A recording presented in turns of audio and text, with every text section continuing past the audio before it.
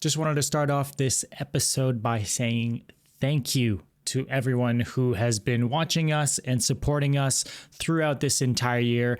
2025 has been absolutely incredible for us. We spoke about this in other episodes previously, but it really has been kind of crazy to look back on the year that we've had. I think, this marks 2 years of the podcast, and from the beginning of the podcast to the first anniversary, it was a little bit easier to see the progress because it started from nothing and then it became something. And then as 2025 went along, I feel like something to something felt a little less tangible until I started putting together a video like this, where I was gathering a bunch of clips from our favorite episodes of the year and putting them all back to back and kind of realizing like, whoa, well, there a lot of cool shit happened this year. On top of just, it's the end of the year. So obviously we're reflecting a lot and looking back on stuff. So, going back through the numbers and the socials and all this stuff, it's grown immensely and the support has been absolutely incredible. So, just before starting here, I just wanted to again say thank you to everyone supporting us. We have some big plans already for 2026. We're going to show up in some newer ways as well as continuing what we've been doing so far. Very excited for what's to come. And with that, enjoy these clips from throughout the year. Maybe there's some episodes that you guys have missed on. Maybe you guys are new here and you're kind of getting familiar with us and what we do here. So I thought this might be a good chance to maybe hop into some shorter clips and maybe get a glimpse at some stuff that maybe you can now go back to and check out the full episode. So again, thank you so much to everyone, and we'll see y'all next year. By the time we were in the studio recording The Ills of Modern Man, we had been touring the US for 3 years already. And during those early tours, there was no deathcore scene, or it wasn't organized like it is right now, or even like it was initially back then. So, our first tours were with, Deicide and Immolation and Skinless and Suffocation and Cryptopsy and Morbid Angel, Napalm Death, Exodus, so on and so forth. And somewhere along the line, this new movement started to organize itself. And one of the instigators of that was just the internet and then MySpace. And you guys talk about it a lot, but I think 06, 07, that's when the MySpace thing was really resonating with the younger generation.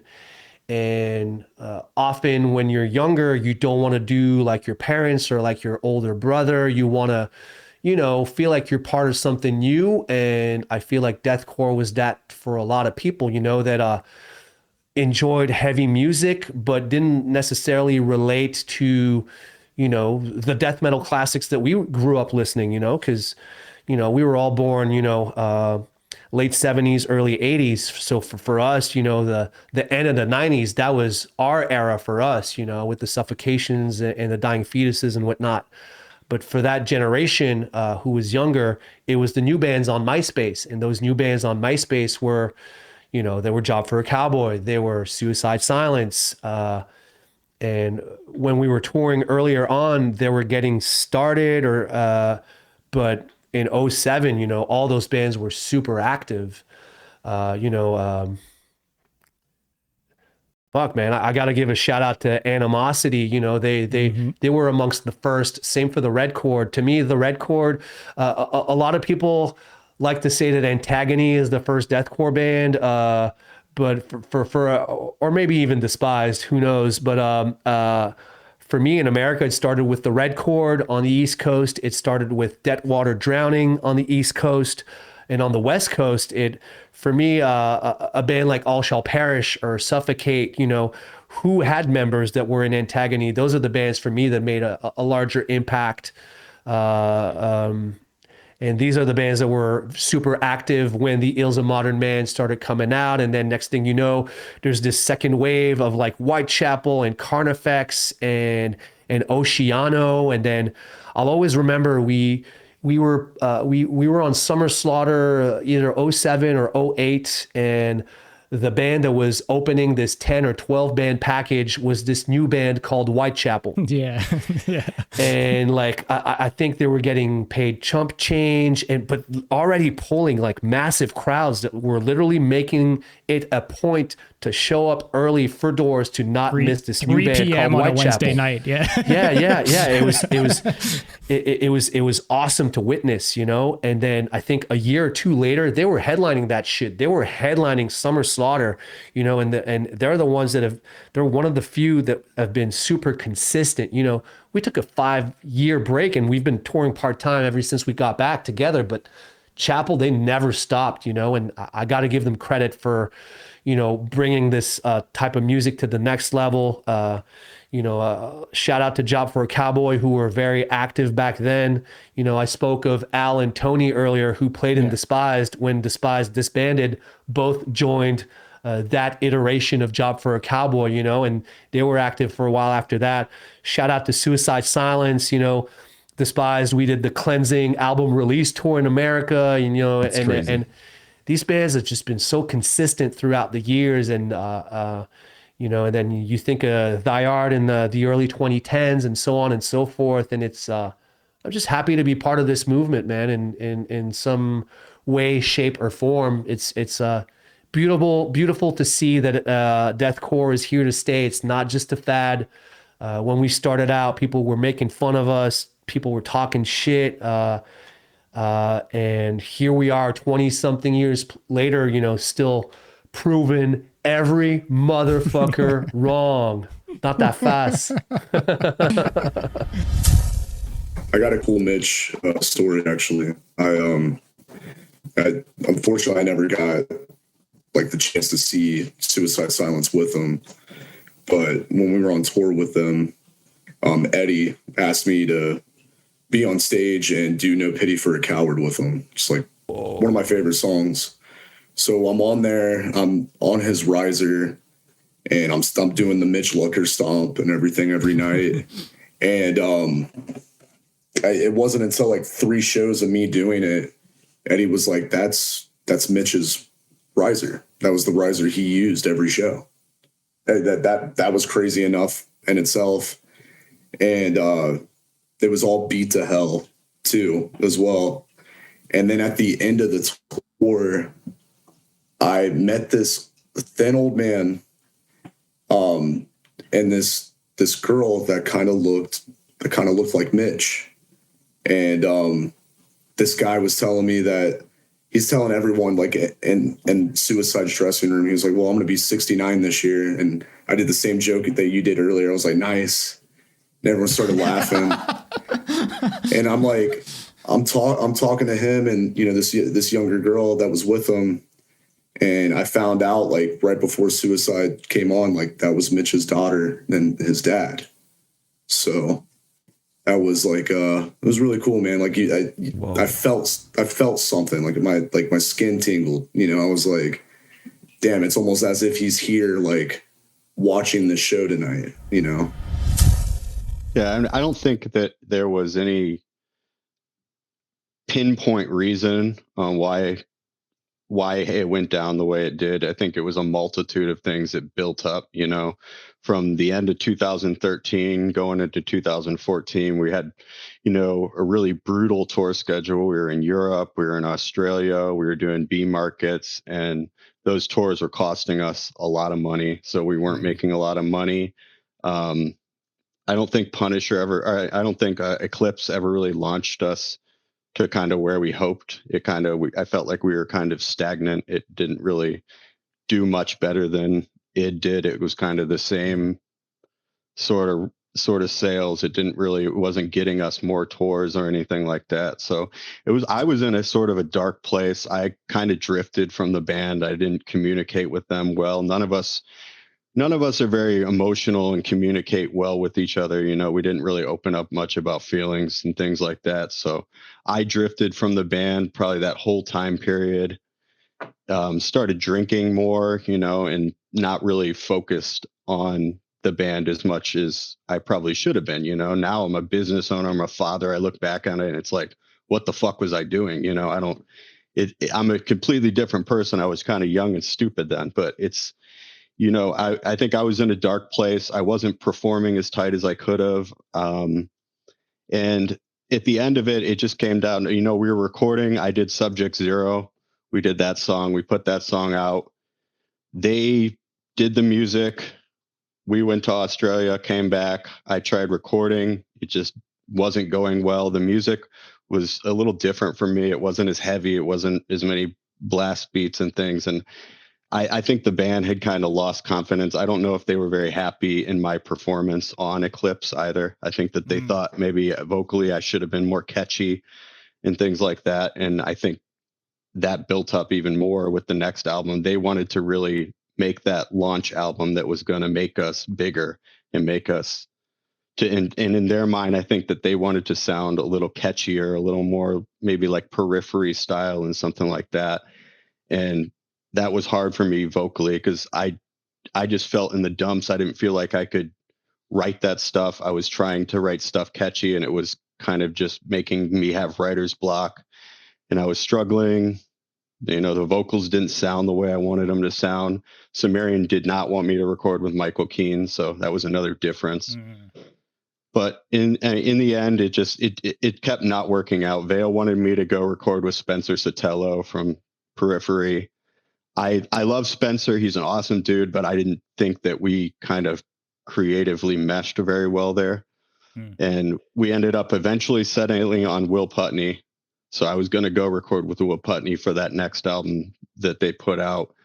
And that was at the end of Mayhem. We were supposed to put this album out before Mayhem. So Mayhem was not happy with us because, you know, we didn't put an album out. Now we're trying to promote one afterwards. That's not even finished. So like, like we don't have ad mats for it or anything. It's not done, you know, they can't. So we kind of flopped it right there, you know. And partially, I guess that was my fault. I didn't have a lot of time to listen to the songs and take in the songs. And we were touring all the time. So it was very stressful to do that. So I think things just fell apart and collapsed. And at the end of Mayhem, I didn't have any money. You know, I was pissed off. I was trying, I shut the band out for a day or two. And in that day or two, they sent me an email that I was no longer in the band, basically, and that they were going to move forward without me. So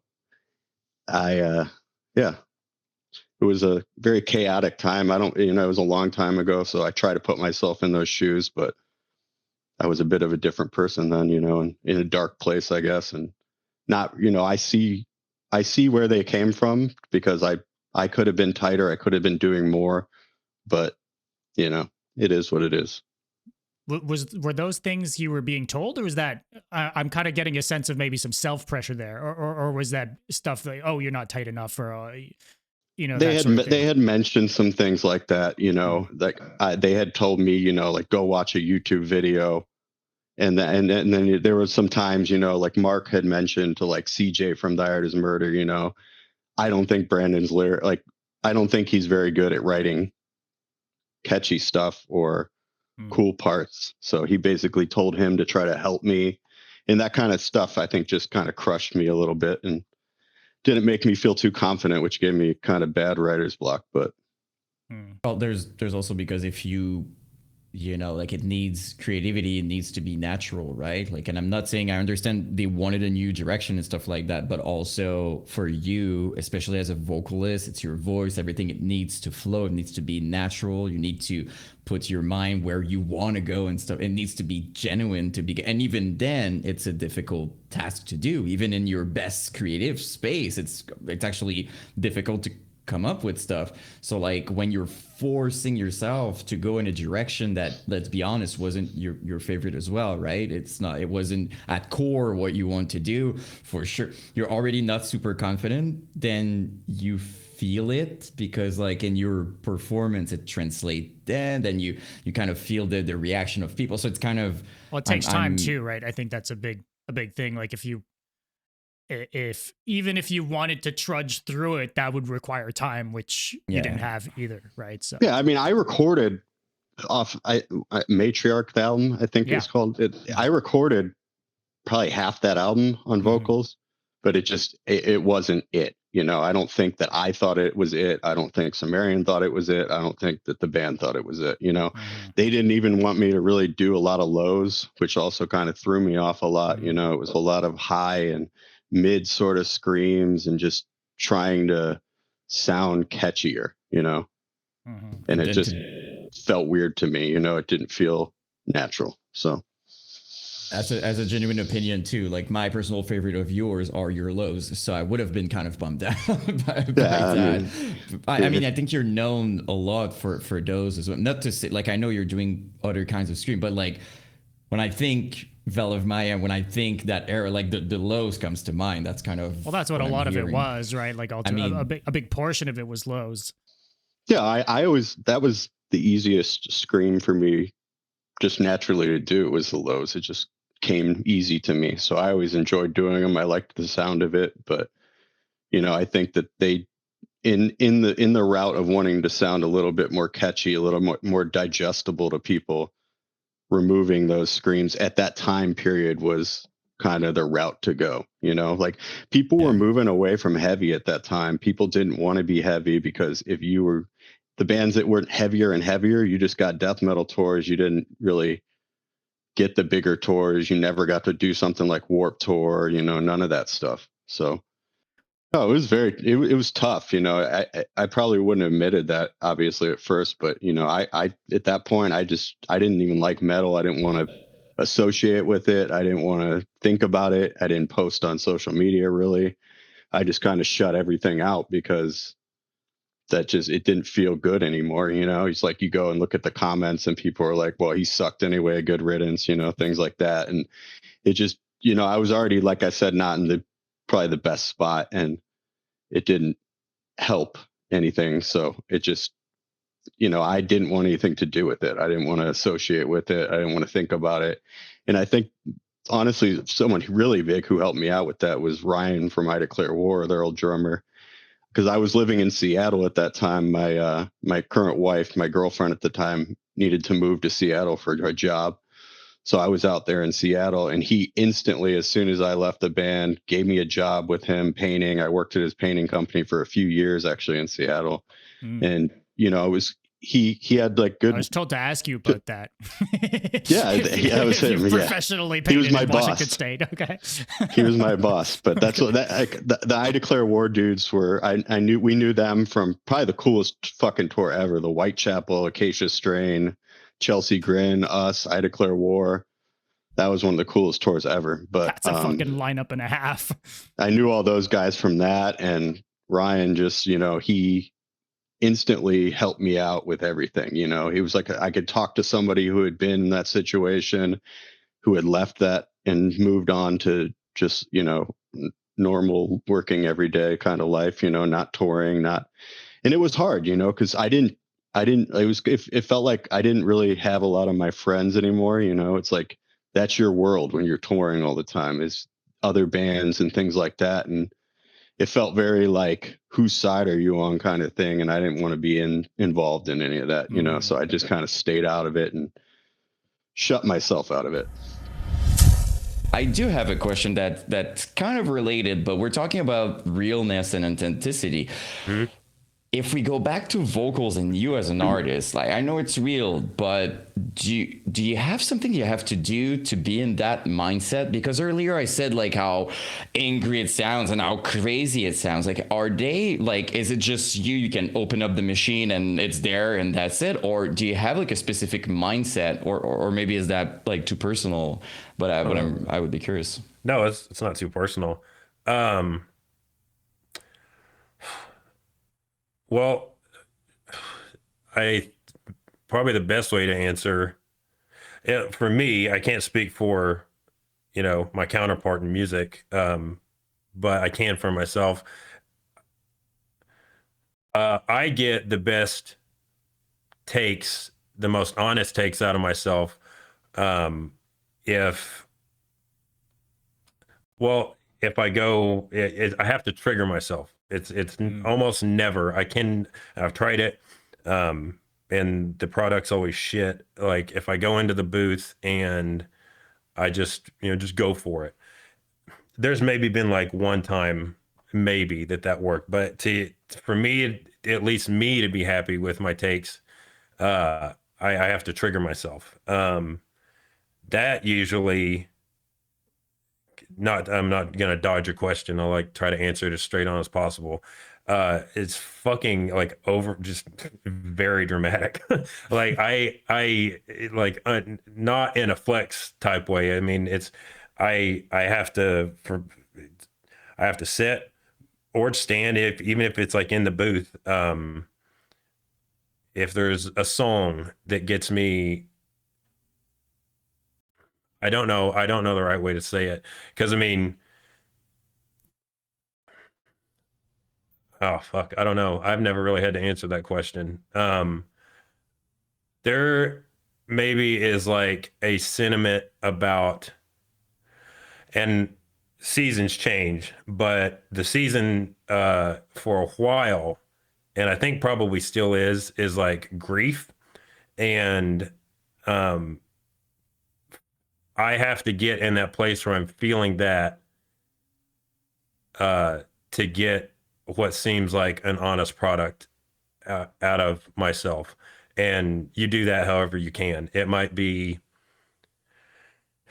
a very specific song or a part in a song. It might be a picture of, you know, someone important.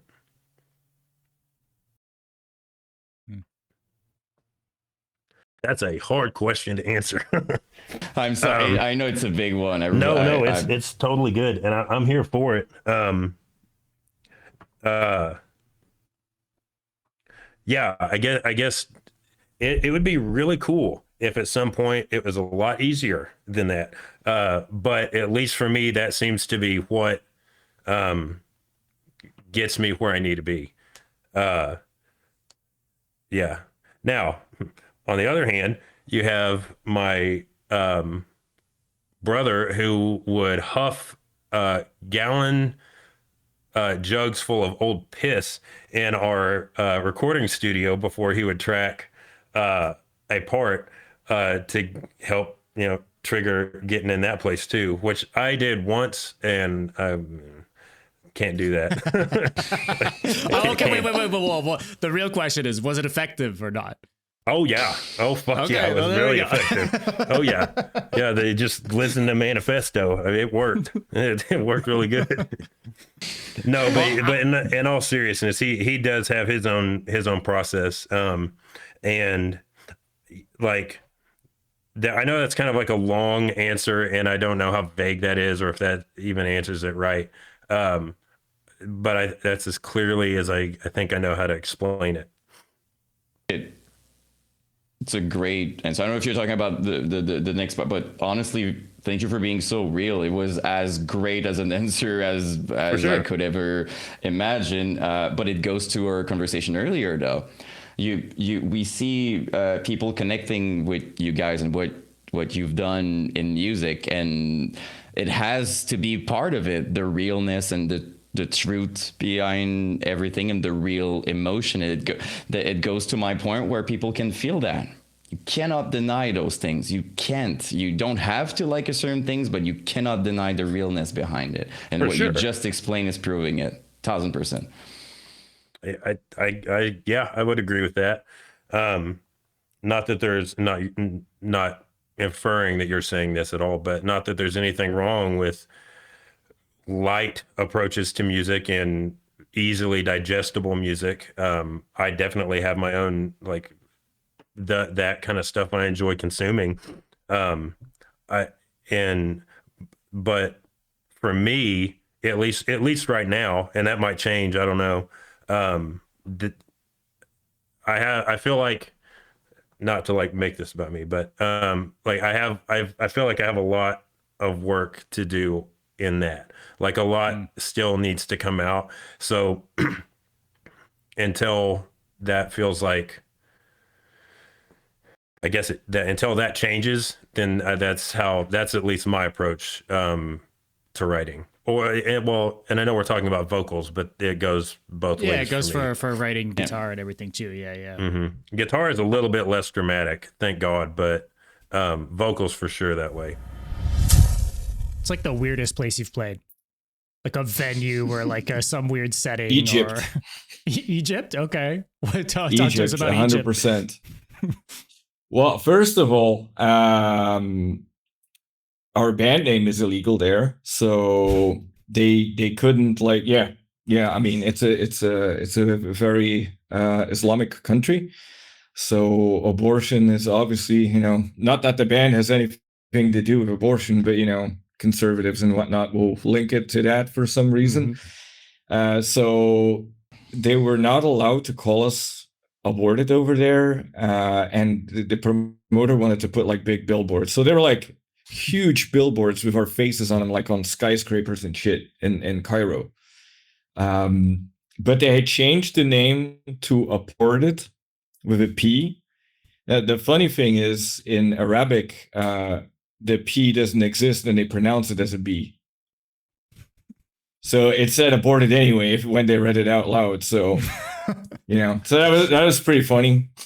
But we played a venue next to the Nile, the river the Nile. It was like under a bridge. And right before going on, the promoter was like, so yeah, the cops are here. And here's a list of things you can't do. You can't talk about God. You can't swear. You can't do this. That was like a whole list, like I don't know, like 20 fucking things, whatever, that I couldn't talk about. And the cops were standing on the side of the stage. This thing. Yes, exactly. I'm sorry I have violated your terms 100 times over. But so the cops were standing on the side of the stage and they were filming the entire time to note down like if I was doing stuff that wasn't okay, and then either I'd go to jail or well, the whole band would go to jail. I guess I had that power. Oh, no pressure, right? No, no pressure. No pressure. And then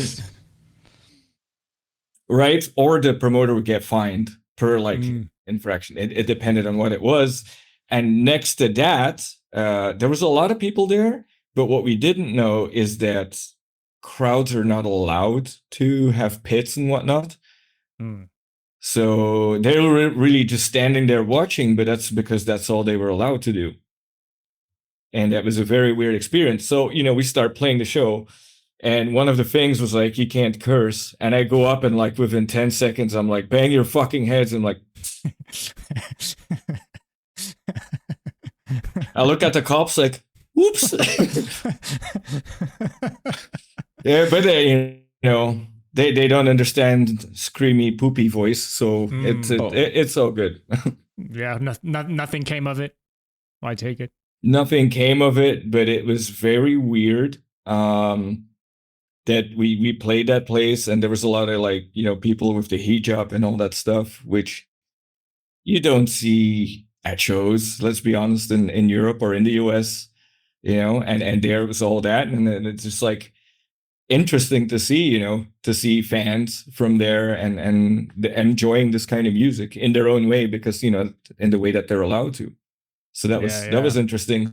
South Africa was interesting too, but that's a different story.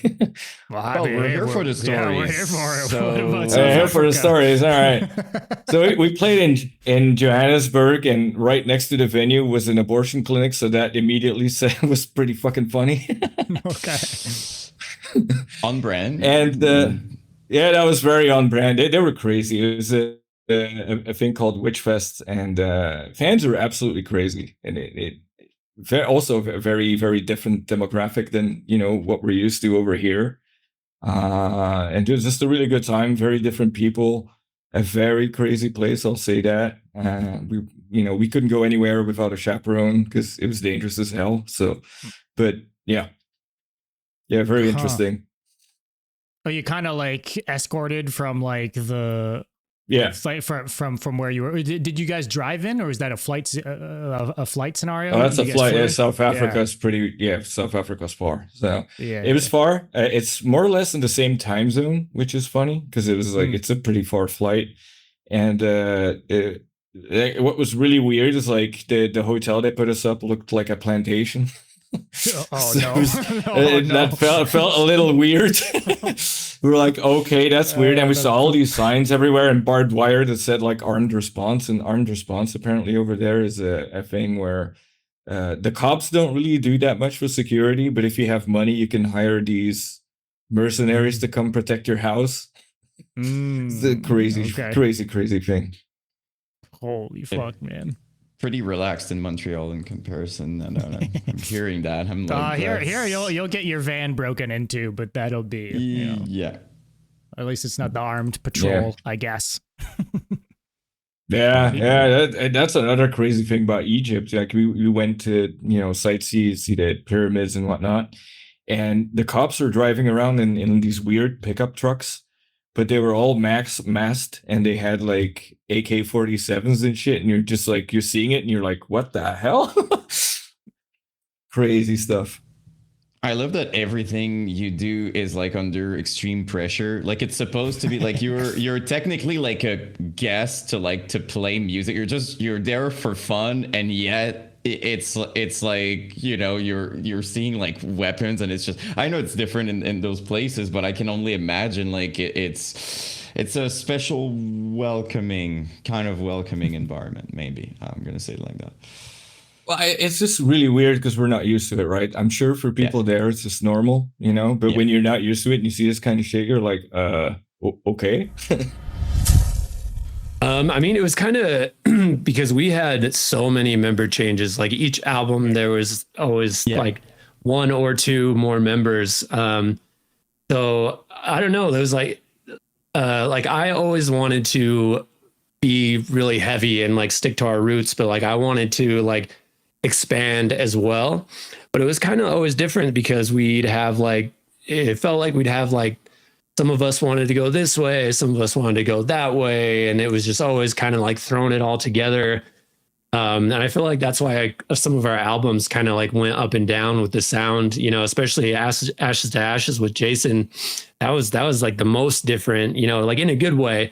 But I feel like there was never, because like when we first started, there was like a clear vision, you know, it's like, this is the band we wanted to be. This is how we want to sound. Like this is how it's going to go. But like when you lose so many members over the time, it's like the band takes on different personalities based on the personalities of the new members.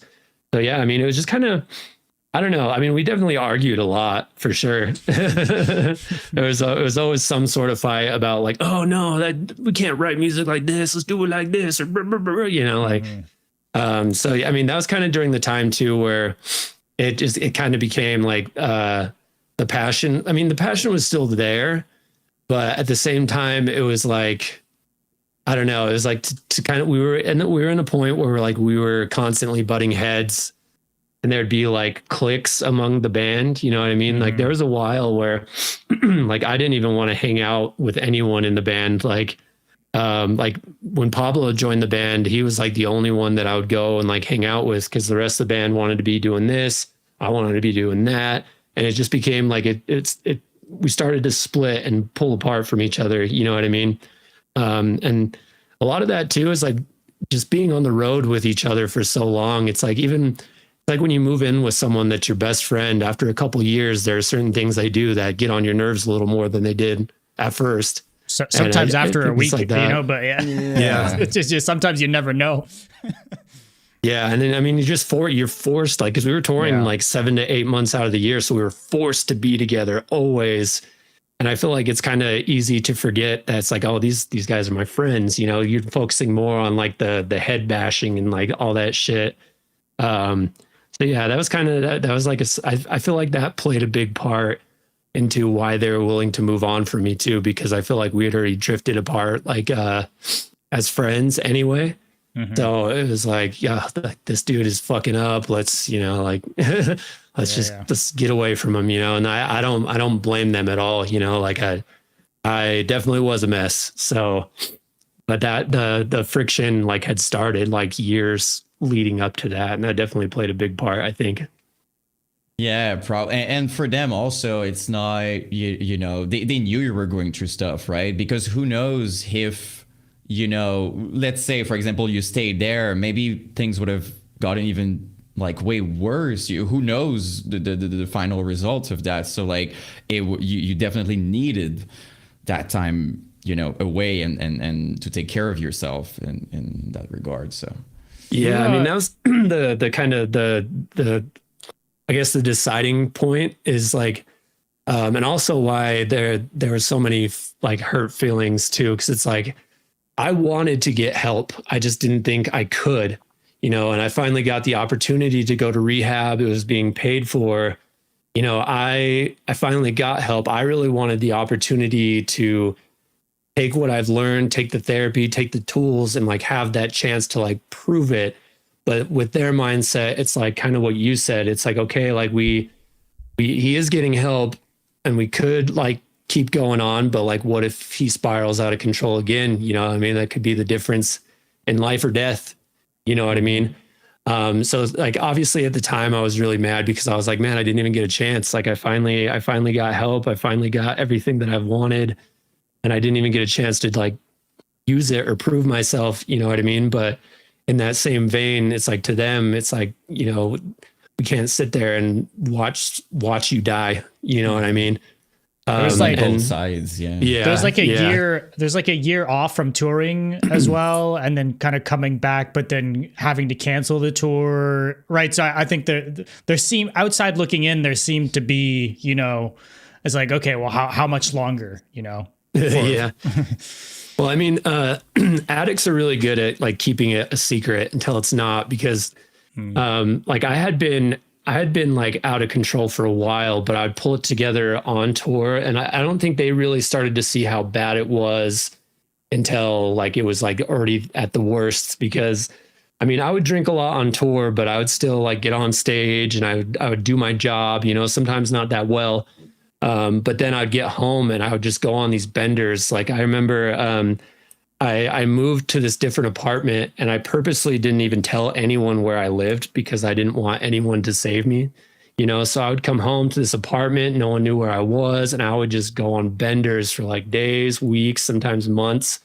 And then I would kind of like clean up, go through the horrible withdrawals, kind of get myself back together and then go on tour. And eventually the lifestyle I had at home translated to the lifestyle I had on the road, because, you know, that shit just slowly slips more and more out of control. Yeah. So they didn't really, I mean, the warning signs were there, but they didn't really, I don't think they realized how bad it was until it was already bad. And, you know, to their credit, this was something that they had never gone through before either. Like they were trying to handle it the best they could. You know, but it was just like I was really upset at the time, obviously, and it fucked me up for a long time. But like I said, like now I'm honestly grateful for it. You know what I mean? Because if I personally feel like I could have kept myself together, because the reason I relapsed after the fact was because I was miserable. It's like I don't even know who I am anymore. But you never know, like maybe I couldn't have. And if I would have lost control again, that literally could have, you know, it could have been the difference between me being here, me being 6 feet under, you know? So, and all the stuff I faced like on the side, like turned me into who I am today. And like, I am so grateful for that like, I'm honestly glad everything happened that way, you know? Yeah. So like when I was saying like the whole Summer Breeze thing, you know, him, like he just made it through that show. Like it was like, yo, like if you can make it through this one as your last one, like we'll drop we had like one more festival or something like that. We're like, we'll send you home on a plane. We get checked out because we knew we literally got home. We were home for 2 weeks. We shot the 3 videos for Pain Remains. And then we were immediately going to do that Parkway Drive tour. So, you know, we sent him home. He's like, you know, I'm good. Like, whatever. He was going to the chiropractor. He was like, got like an epidural or whatever. I think. I don't remember things. But I remember when we were shooting the Pain Remains videos, like we literally had to have like an air mattress like blown up. So like we were literally picking him up, bringing him to his drum throne, setting him down. He'd do a take and we'd have to pick him up and then put him on an air mattress because he was in so much fucking pain. And it was bad. It was scary. I was like, like I've never seen somebody like, especially pulling through and doing it. Like was like, this guy's an animal. Like, good for you. I wouldn't have done it. I would have stayed the fuck home. Also, we're killing him. Yeah, dude. Yeah, like, dude, I felt so bad every time you do a take. Like, I would look back and I'd be like, yo, you sure? Like, you don't have to do this. Like, this is fucked up. Yeah. But I remember they were like, he finally accepted. He was like, yo, like, I'm not gonna be able to do this tour. And we had like 3 days before we were leaving. Literally 3 days. And like they were hitting up fill-ins and all that stuff. And like I remember I was sitting there, I was thinking about it, I was like, yo, like, even if we do find a fill-in, like, how are we gonna get a visa for somebody to go over there? Like, there's no way. I was like, I'll just do it. And you know, we talking to our manager, he was just like, are you out of your fucking mind? I was like, I will go to the practice spot right now with Adam and we will run the set for 8 hours. I don't care. Like, we're doing the tour. So that was like, we were going to go to the practice spot that we were at the time. And that was basically like, hey, if I could do it, I could do it. We're going. And if I can't do it, we're dropping it. So we went to the practice spot. We ran through the set once. I looked at Adam, was like, yeah, call him, say we're doing it. And he was like, okay. So just practiced hard as fuck for 3 days and then went. Okay, and I have to ask though, before the first time you stepped on stage, you know, in terms of like freaking out, how was that? Dude. Oh my God.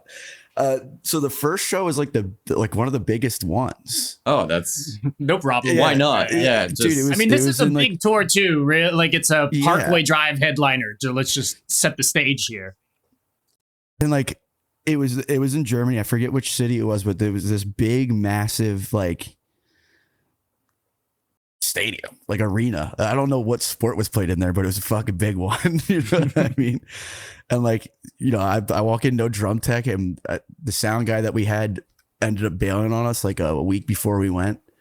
So we had to borrow one of Parkway's sound guys, Kane. Shout out Kane. That guy's a fucking animal. He stepped in and crushed.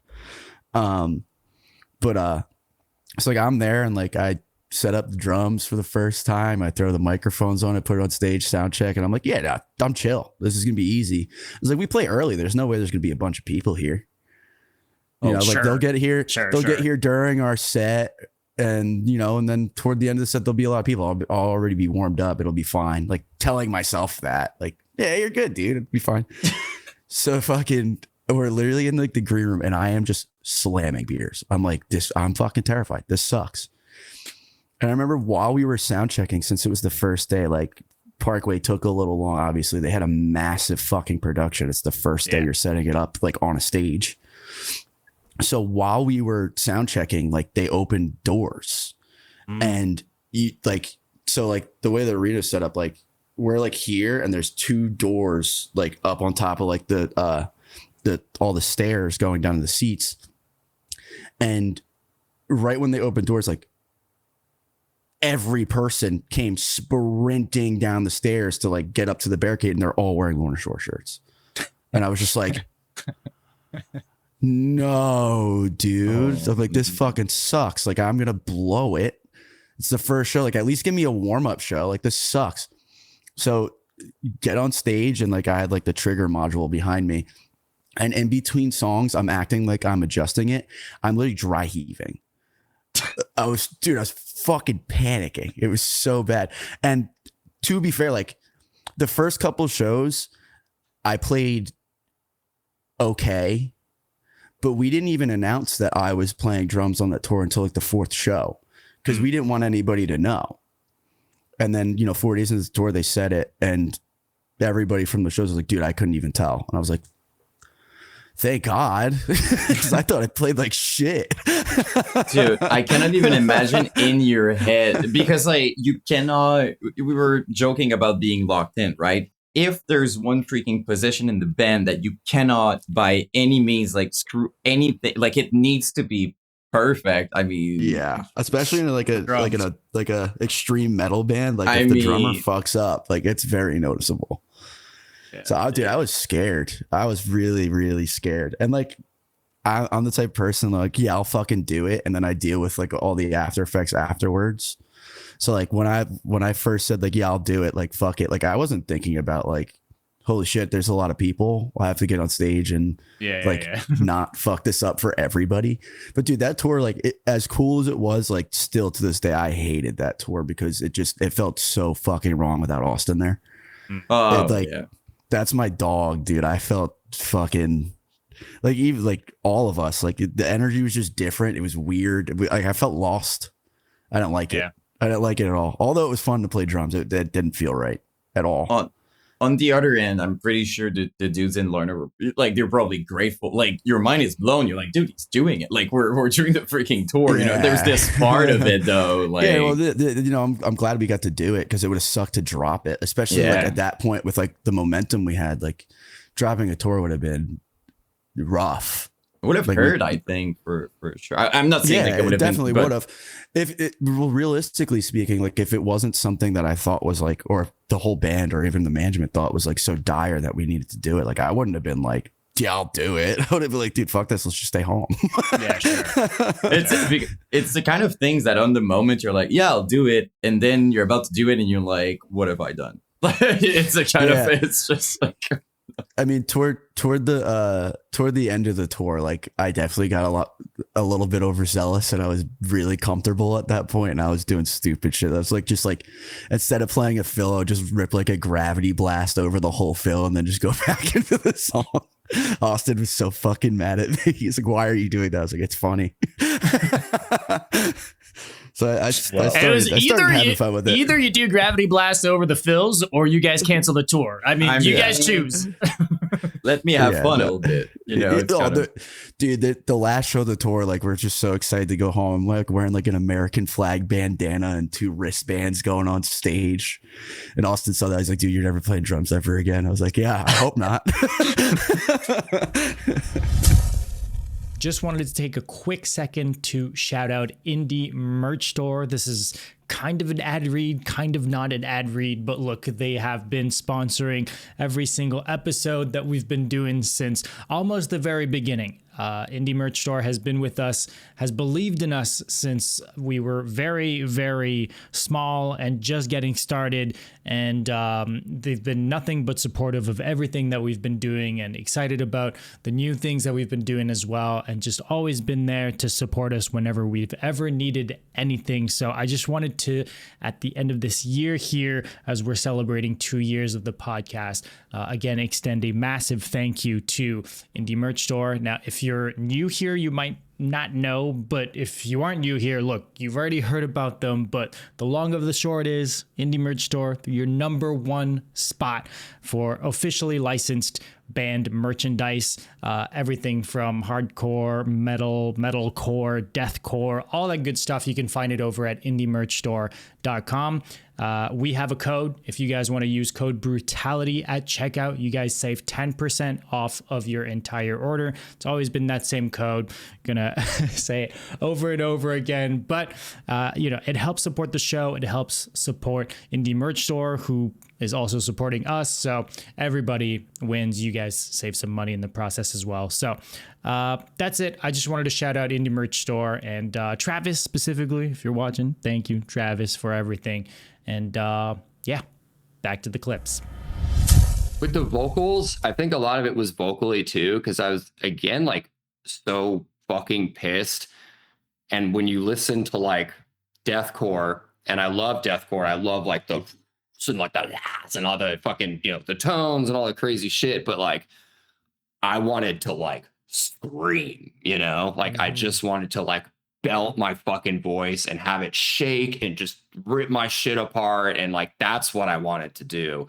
And like to me, no one that I was listening to, I mean, there are people doing it, but not how I was doing it, not how I wanted to do it. Like, and I don't mean like not how I was doing it, but I mean just not how I was doing it, like, and I needed something that like fit that, right? And I think that kind of set the Spite sound or tone is that like manic yell, like unfiltered scream that doesn't really fall into like when people talk about gutturals or like high, fries, low, whatever the fuck is going on, the Mhm. Olympics and alphabet, who fucking knows, you know? Just like, it was just pure, like, I'm fucking pissed off. This is what's coming out. Like, fuck you, right? Yeah. And I think Spite, because I do love, like, obviously, like, deathcore vocals and all that shit. Of course I do. But, like, and I think that's in there too, you know? And I think we found a sweet spot, you know, as our discography expanded, where we were able to explore the genre more of metal and not have it be so pocketed. And I could find the right balance of having those screams and also doing the cool, like, deathcore vocals in there. And I think they all kind of play with each other to have like a good impact and you know what I mean, dance around each other like that. I think we always kind of got like when we first started, mostly, honestly, up until Dedication to Flesh, kind of got put in this like really in the beginning, the down tempo thing. We were just like the breakdown band, you know, and I'm like, if you listen to our music, I mean, after the self-titled, there's so much there's so much depth in that shit. Like that's why I brought it up earlier, because I really feel like that was just the era. Like that's what all the bands were doing. That was what was hot. But I never viewed you guys as like a part of that. Like to me, the sound was different than down tempo. It wasn't the same kind of breakdowns. It wasn't the same kind of vocals either, and just I don't know, there's just something more to it. And we touched on it sometimes, for sure, you know, but especially in the old consider shit. the band that, right? Like, no way, man, no way. And like I don't know, to me, I'm like, how do you listen to this song and you tell me that's like a down tempo deathcore song? Like, it's just not, like, you know, like I don't know. But I do think that having that core element of, and my brother's talked about this in some interviews. So he said for himself, like, I hate, you know, talking about myself like this, but he says like my voice holds that together, right? So if my voice there makes it Spite, and as long it allows him to like play with the guitar and try different things, and it's still going to sound like us. It's still going to always be aggressive, but we don't have to always just do the straight slower and slower breakdown, or like the open shit just gets tired, bro, you know? You want to, you think like, I love breakdowns, man. I love all that heavy stuff, but I get tired of listening to it too when there's just no dynamic and there's no flow, and the whole record sounds the same, and it's just all just like stim fucking music the whole time, and you forget it, you know? We're trying to make something that, like, again, like, it's the stuff we grew up on. We grew up listening to fucking records from front to back, and my brother says this too. Like, some songs maybe weren't the single banger worthy, whatever, but they fit their place on the record, and when you listen to it, it makes you feel something, and it belongs there. And like, not everything is supposed to be, you put out a song and it's like, where's the big fucking, why didn't they give me this in this song? Not every song needs to be a breakdown with the slowed formula and the fucking crazy vocal to make you go, whoa. And like it's just, I feel like people are so trained now to think like when you put out a song, it's supposed to fucking be like that now when you're playing metal music, and it's not. And I think continuing to make music the way we do is what's gonna make us a timeless band, where you can go back to those records. You're like you said, it was that down tempo time, but you go back and you're like, those aren't down tempo riffs. Those riffs still hold up. You know what I'm saying? I want to make shit that like isn't just now, you know? Okay, Dom, no. What? Let me stop you right there. Yeah. He cannot just talk about the fact that Nickelback was part of influence and we're not talking about it. Come on. This I need to hear about that. What era are we talking about? What's the most goated Nickelback album? What are we talking here? Oh my god. See, I'm super young, so obviously I wasn't there when they released all the bangers. Okay, I came later to the party. In my opinion, my favorite record, I think it's The Long Road, like the red one with the bridge, or what's it called? The silver Side something? Up. Yes, sir. Yeah. But that to be the first ever Nickelback song and record that I remember listening to was is it Dark Horse? Is that a Black Horse? Yeah. Dark Black Horse, whatever. Dark Horse, No, the song number 3, that Gotta Be Somebody, I believe. That's the first Nickelback song I remember listening on repeat in my dad's car. He always had this one CD in his car, and whenever we drove, I'm like, can you play song 3 please? And it was that one song, like Gotta Be Somebody. So I guess I have to go with this is my all-time favorite song and stuff, just because when I was a little boy, that's it was my favorite song for so many years. Well, memories is a big part of it, right? Like when because I'm convinced if you listen to that song right now, it brings you back instantly, right? Oh yeah, immediately. Yeah, 100%. I still love this song till this day. I think it's a brilliant chorus and everything. So yeah. It's super cool. It's just fun to hear because for the record, I also like Nickelback. Like for me, it's more like how you remind me era. You know what I mean? Like when they blew up. But it's just funny because I don't think if people could, if people listen to your band, I'm not sure it would be the first influence they would guess, but that's why we're doing this, and it's super some of that shit went hard as fuck, dude. It is underratedly heavy for what it's worth, man. The fucking riffs and everything they had, Jesus. Honestly, I don't know why they get the hate. You're Canadian, right? Mm-hmm. Aren't you like forced to like Nickelback? I don't know. Oh no, the hate is the same here. Is it? Oh yeah. Crazy. Yeah. I mean, I don't know. There's some places they've played that they get rocks thrown at them. Maybe not to that extent here, but yeah. That's crazy. They're a meme band everywhere for what it's worth. But gotta respect it, man. It's a weird thing. If you think about it, it's so weird that certain bands, it's like people just collectively, they just hate them. It's just people making music. It's just people releasing music and playing shows. It's like, we hate these guys, okay? It got to a point where it's cool to hate Nickelback, kind of, By the way, we played in Montreal, and I did a very spontaneous Nickelback tattoo in the green room there. Our photographer, our photographer, which is a very close friend of mine, he also loves Nickelback, and what's the record name with the car on, like where Animals and stuff is on? I'm terrible with these names. Well, you know which one, like the car. Yeah. It's the with the sunset in the bag. Yeah. All the right reasons. Yeah. All the right reasons. Yeah, exactly. Yeah. He tattooed the car. I was like, yo, what are you doing? And he's like, Nickelback car. I'm like, let me do the bridge so you can fucking, I don't know, drive on me, whatever. And we had no idea how to end the bridge, because on the album cover, the bridge ends at the end of the CD, like at the end of the, like it lasts until the end. I was like, you know what? Let's just write a photographer's name there. And then his tattoo was done before mine. And he went back to the tattoo artist, was like, you know what? Can you write Zelli underneath the car, please? It's really stupid. But the fact that it was in Canada makes it even better. So yeah.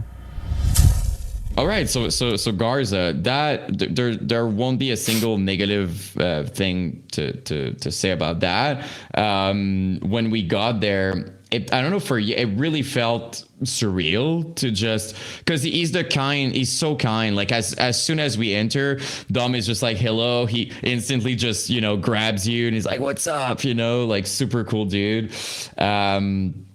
And one of my favorite thing is we got to actually hang out before the show, which was very fortunate because I was really nervous and I was stress talking. So it was a good thing, really good thing. Not in a bad way. I was saying stuff that made sense in the conversation, but I was talking a lot, which is what happened when I'm nervous. And even though he's a super kind person, I mean, it was still unreal to be there. So the coolest dudes, right? Like him, the producer. What's the producer's name again? Jerry, I'm so bad. Jay. Jerry. Okay, Jay. Amazing. Both so cool. Like it was.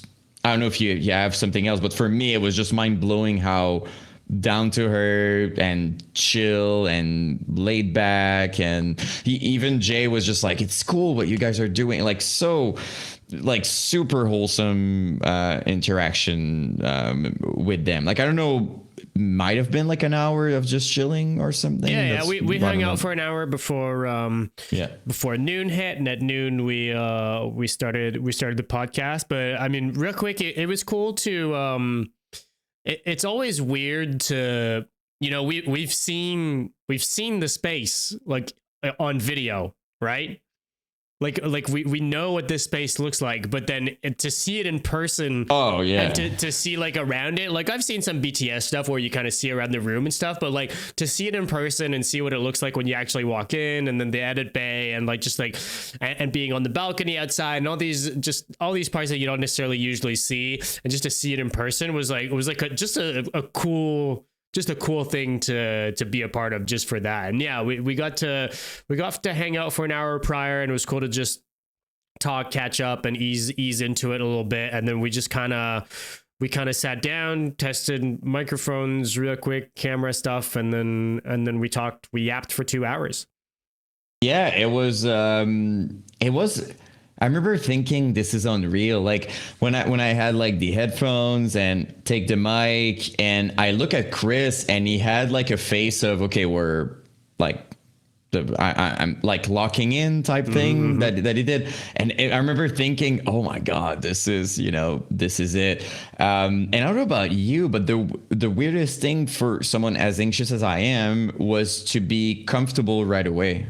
I really felt like, oh, this is fun. Like, usually I get anxious, but I was just like, oh, this is so much fun. Like I just enjoyed it like entirely, like we do with our guests, you know, like that kind of just. Well, that's the hope, at least, right? Yeah. So, and he was funny, and I mean, for those who didn't see the episode, I think the funniest thing was me constantly asking, like, can I say stuff like that? And Chris was just like, say whatever you want to. Like, it's a podcast. Stop asking. That part was kind of funny. But I mean, him asking you how to say your name right off the bat, and you replying that you don't know how to say it either, was the funniest shit to start a podcast off. And very on brand with me, I think. So it was perfect. But, and also I just want to say also production, the setup, the way we hear and we can control the sound, like this entire set is perfect. Like it's just perfect, and you don't see it, but the image that appears when you watch it are like on a big TV. So the entire time we talk, Jay is putting up like all the videos, the context and everything, which really adds to the experience. So I just wanted to say that, because I remember thinking this is cool, you know, like it feels like you hang out with like friends somewhere and you talk about stuff and somebody's just like on their phone showing you like, oh, this. So it was really, really cool. So no negatives because with the trip that we had, it would have made sense that something explodes or that it's not like even recording, something like that. But no, it was okay. And we learned right there that the episode would drop on Monday. We didn't know that. We thought it would be later on.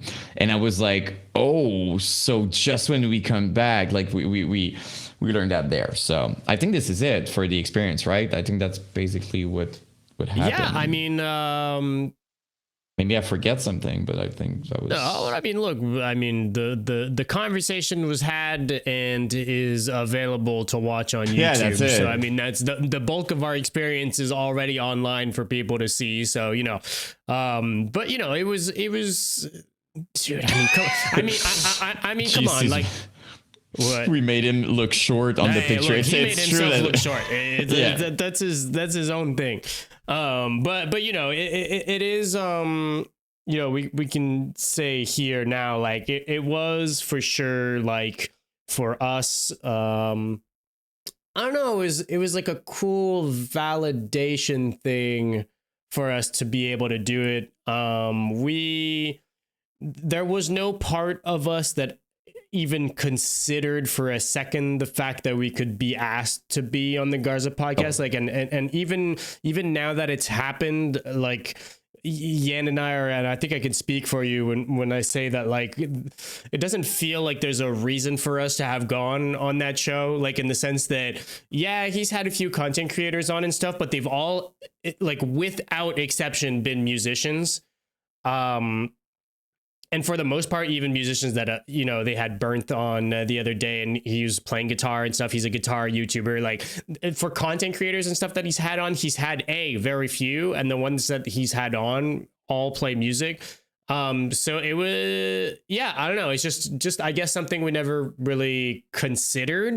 Nope. And then for him to ask us was one thing. Obviously very excited when we found out. But then, you know, for me, it was a little bit of a until my feet are in the spot, I didn't really believe it, right? And then to actually do it and to hang out with Chris and to now finally see it out online and all the love that we've been shown throughout it has, I don't know, man. I just, again, I've said this a few times. I said it on the socials. I say it in the episode. But for me personally, did music for a long ass fucking time. And I don't think I would have done Garza podcast with my old band. And I didn't think I'd have anything to do with music in this sort of capacity moving forward ever since I stopped making music. And doing stuff like this is like wild to me, because I never thought that this sort of stuff would happen at this age for me at this point, and whatever like to me, I was past music. I was gone, you know, I was over it. I was like on to other things. Right. And doing this podcast that we're doing right now has reconnected me with music in a way that I didn't even doing the podcast. It's been making me reconnect with music and bringing me opportunities like this one that I never thought would be possible or would be a thing or would have a reason to exist. So all that to say that doing something like that and to kind of have the recognition from someone like Chris, you know, he had come onto the show prior, but for us to be invited to do his thing really meant a lot. It was really, really, really cool for us to do. Yeah, to hear him, like, because he said it during the podcast, but also to us several times outside of it. But like, he was saying something to the effect of like, you guys, he kept saying like, you guys deserve this and stuff. Like, to hear, like, you see a lot of noise online and stuff like that, but to hear that dude, Chris, you know, saying that, it's like, it's just undeniable. Like, the world tomorrow could say like you don't, and I would be like, well, you know what I mean? Like it was really cool to hear that, and you could tell my favorite part of all of this, he's the exact same dude. There's nothing like you couldn't have more real than that. Like looking at him in real life, like it was bringing me back to like all the Garza episode I was watching and stuff like that. He's the same.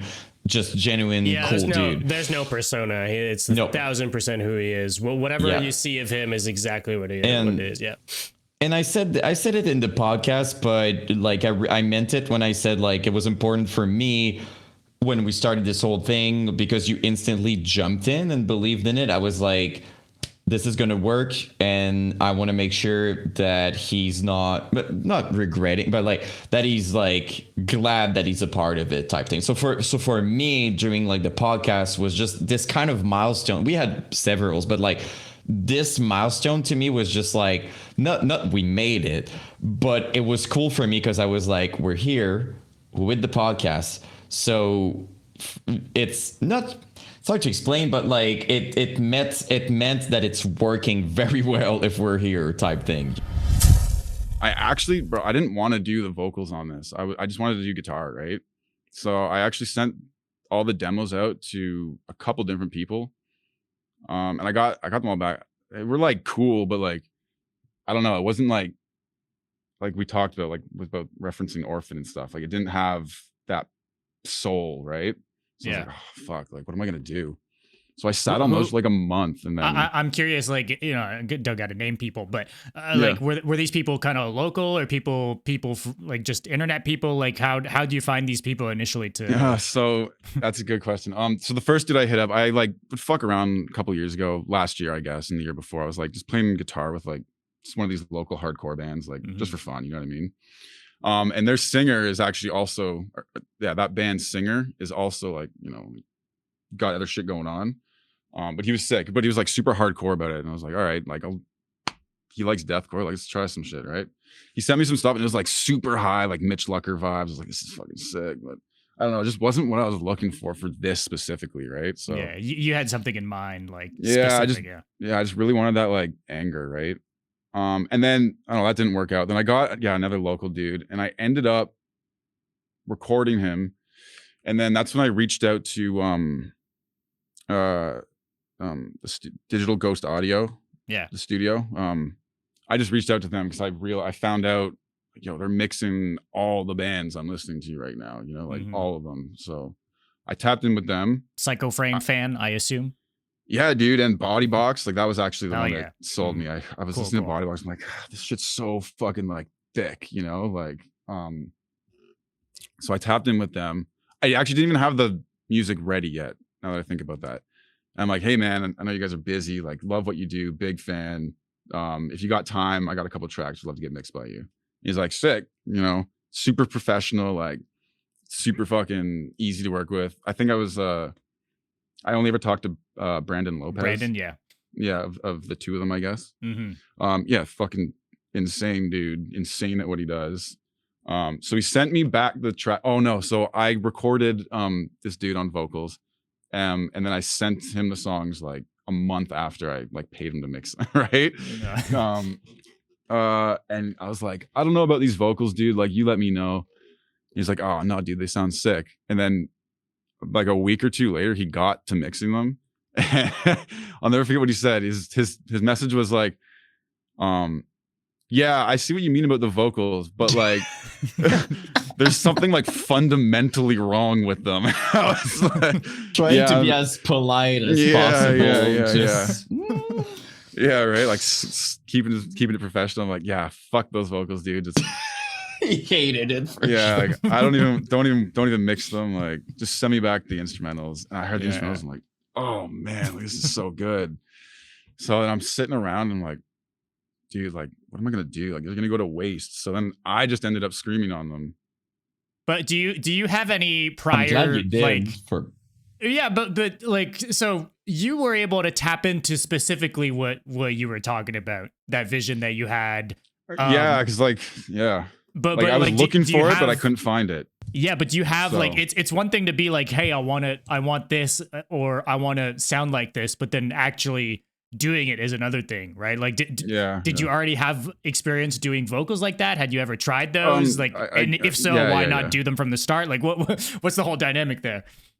True. Okay. Like, yeah, I do have experience in it. Like way back, you know, high school days, before I ever started making beats or anything.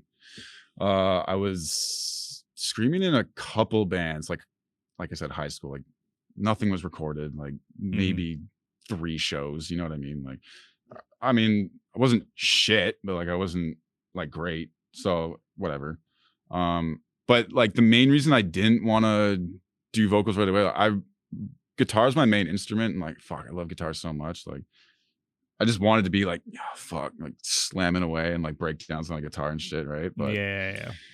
Right. So like I guess like in the context of playing a live show, when it comes down to it, exactly. You'd rather play guitar if any. Yeah. Okay, I get it. Right, but I guess now whatever. So, but yeah, like I had that specific, like, it didn't even have to be like that Orphan style vocal, like that like insanity shit. I just needed it to have like that like soul. I keep using, you know, that soul, right? But I couldn't find it, so I was like, fuck it, I guess I have to do it. And then I don't know if you want to maybe tap into that a little bit, because you mentioned it a few times that you were kind of at a low for a minute, and this is all kind of coming on the other side of that, right? Like, all these opportunities are kind of coming out of you getting out of that slump. Is that anything that you'd be willing to kind of talk about, the kind of situation you were in? Like, I'd gotten really, really bad with Xanax use and with just general pill abuse. Like, it sounds very stupid, but I fucking loved Benadryl when I was like 15 to 17, and then from there kind of skyrocketed into like Xanax, occasional perk usage too. And I was a terrible fucking person when I was on those. Like, I was to the point where, like, you know, just, I was hurting the people that I loved the most. I was making terrible decisions. I was not fucking thinking, like, clearly at all. I was just embarrassing to be around. And then even when I was sober, I was just annoying, really. Like, I just can't stand to think about the person that I was. I can't stand to think about, like, any of that. But, like, I guess it's just really, I guess in a way I'm very grateful that like everything I was doing musically didn't really like have the same effect that it did now, because I feel like if anything like this was happening while I was like still that deep into addiction, I would have likely gone even down worse of a downward spiral. So that's why I'm very grateful that like all this is happening now, because I'm in such a different mindset. I'm super, like, I'm not spiteful. Like when I was in my previous band before this, I was very jaded about everything. I was very spiteful and like almost egotistical, I would say too, just about like just very bitter, because like I felt like I was doing just things and I was like, why isn't it working? And it was stupid for me to like even like care about it that much, but I unfortunately did. Whereas going into Wocket, I released it and I was like, this is stupid. I hope you like it. And then people ended up liking it. Like, oh, okay, this is weird. Why do you like it? Like, funny how that works, huh? It's like reverse psychology in a way. Like, yeah. But it's super cool. Like I'm as much as I hate everything that I was, I'm very grateful that I'm just out of that, and I'm very grateful that I was able to survive that. I'm very grateful that I didn't end up, you know, damaging my life even more than I did. I don't know, I guess I don't even know where to go from here. I guess it's just like I've constantly, it's not like I've forgotten about it either. Like I'm constantly waking up every day with regret about it. But I know if I dwell on it too much, it's just gonna make me like think about it too much to the point where I just won't even really be able to do anything productive. And I know the people that I've lost from that would want me to just continue bettering myself instead of dwelling on it, because I know they only ever wanted me to like get better. And I hope that I'm making them happy. I hope that I hope that they finally don't feel like they have to just like spend every waking moment worrying about me like being dead or not, because that's not gonna happen. I can confidently say that I enjoy being alive, which is weird to say and weird to admit, but it's kind of cool to finally feel that way. I wouldn't say it's weird, actually. The way it sounds, honestly, it's, first of all, you have great perspective on it, because everything you just, no, but seriously, everything you just said, there's some people even 40 years later, and I'm not I saw it, that still don't feel like that. They're like, well, it's me and I did that. Like there's some people that are still like that. So just you right now realizing that that's not who I want to be in life, that's not even who I am, actually, right? Because the way you behave, it's not it wasn't you, it was, you know what I mean, it was everybody at their worst. You know, you could be judged from the outside, but like having, you know, without going into details, I can very much relate to what you said, and it really changes you. It's not like, I know some people are like, oh no, it's still you. It really changes you. Right? And yeah, because some people are like, yeah, but it's your fault. Sure, there's responsibility, but like, it's not, you don't even sound like yourself. You don't even behave like yourself. And I think what it takes said, over you, like very much. Completely. You don't even remember. People are telling you stuff. You said that. And exactly. Like, and you black out and you're I would never say that. And they're like, dude, like, I'm telling you, you said that. And you're like, you know what I mean? And you come to a point where, and you said something really important that I do want to say. It sucks because when you're on the other side, sometimes you would like these people that sometimes you've heard or you said something or whatever. It's kind of past that stage of just like being able to talk about it, because you know it's done. But I think what you said is really good. You're focusing on yourself. You're doing the best with what you've got, and you're like, that's all I can really do now, you know? So it's a very beautiful perspective on what you, I guess I'm just saying it's cool, first of all, that you're able to share and to have clear perspective, but also I think the mindset is very positive and grounded. So it's awesome, really. I appreciate that a lot. Was there, if it's not too personal, just because we're here, and you know, you don't have to if you don't want to. But was there like a turning point for you? Was there like a moment or like a 100% was when I realized that cheated on my ex, because that was something I'd always like been a victim of during like a lot of my relationships. And then realizing that I'd done that to someone else fucking broke me, because I was like, dude, how could I be such an asshole to do the same thing that had like hurt me so much? And I never will forgive myself for that. And I never will forget that. And I know people will be like, you gotta like, like be grateful that you changed. And like, I completely do get that. But I guess in a weird way, I just like having that reminder of like how horrible it felt to hurt other people, because I never want to hurt anyone in my life again. I hate the idea of knowing that I've hurt others. I hate the idea of even more of knowing that I've hurt others in the same sense that I've been hurt, because that shit did not feel good. And knowing that I've given that hurt to someone, it just sucks. Like, it's the most devastating thing that I think I've ever felt. And I didn't think I'll ever really forgive myself for it, but it's that alone was able to just pull me out and make me realize like, yo, dumbass, stop doing this dumb shit. Like, it was completely the turning point, because we're not together anymore, I mean, obviously, but they single-handedly, I can comfortably, confidently say they're the reason I'm alive right now. They're the reason I got clean. They're the reason I started writing normally again. Like, I owe a lot to them, for sure.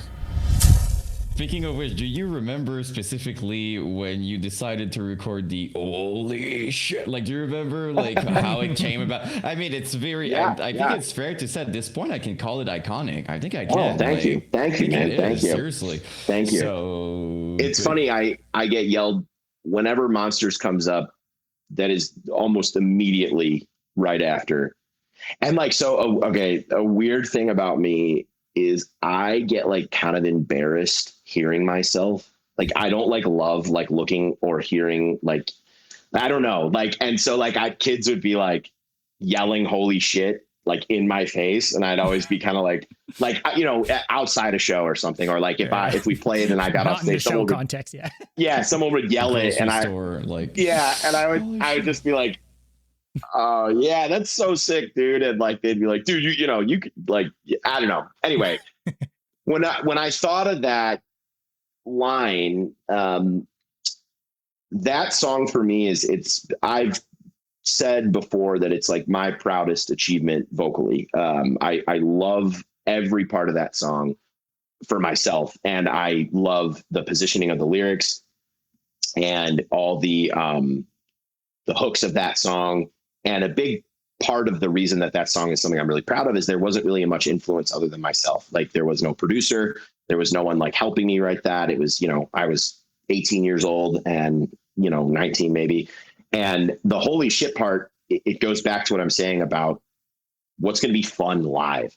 And like, for me, growing up on bands that all had hooks, I'm a huge believer in hooks. Like, I believe that drives the song. We're here in 2025, talking about music from 20 years ago.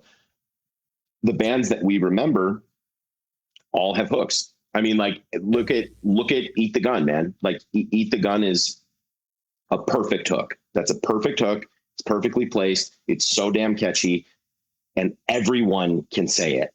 So when I thought about writing holy shit, a lot of my lyrics, I try to write them slightly ambiguously so that however you interpret them, you can take them, right? So like, a lot of people will say like, what is this, back then people would ask me, what is these songs about, kind of thing. And I have what they're about to me.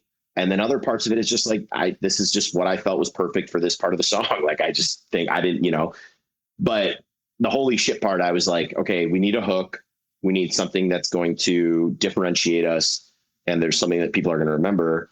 And, I was like sitting in my driveway, if I remember right. I was like in my parents' driveway. And I think I said to my brother, I was like, oh, I'm just going to yell holy shit before the song starts. And then we tracked it, and it worked. Okay. All right. So the Taco Bell fight that was mentioned with Tyler from Abacab, that he doesn't remember. Bullshit, asshole. You remember that shit. Oh my, you remember that shit. There's no way you don't remember it. All right. So it was late night, 3 drunk kids sitting at a table, 2 bands walk in, Abacab and Dr. Echo. We both bands walk in, so like, I don't know, you know what I mean? Plus the merch guys, I don't know, 12, 13 people walk in, you know what I mean? Mm-hmm. And these kids decide to fuck with one of us. I don't know why. like that's not a good idea. Not a good idea. Not a good idea. A bunch of sketchy looking dudes. Yeah. And the sketchy. Never mind. I'm not gonna. So what ended up happening is a couple guys snuck out before the beef like started riling up. You know what I mean? And we're like, all right, dude, let's go. And everybody went outside. And the one guy that snuck out fucking ran across and just cold cocked him. And this kid fell. And then his one friend came out. And then the other kid fucking started. We just beat the shit out of 2 kids and took their hats and put them on our antennas and drove away. Oh, no, we went back into Taco Bell and ate our food. And I'm surprised they didn't call the cops, or maybe they did call the cops. I don't know. But those kids got fucked up. I'm not proud of this. We were young. I don't like fighting and any of that shit. I'm not proud of this. It just happened. It is what it is. There's a very important part of this that I need to understand. Wow. You beat them up, and then you went outside. You went inside to eat. Yeah. We definitely went inside and finished the food. Yeah. And my hand is still broken from that day, dude.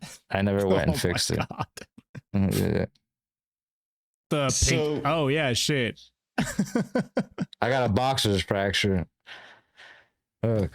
Yeah, it's fucked, but I should have fixed it a long time ago. I didn't. I have a very serious question now. Please tell me that the people you fought weren't the one preparing your food. No. They were customers that just wanted to get beat up. You know what I mean? Okay. Yeah. No, just wanted to make that very clear. Some people are into that shit. I don't judge.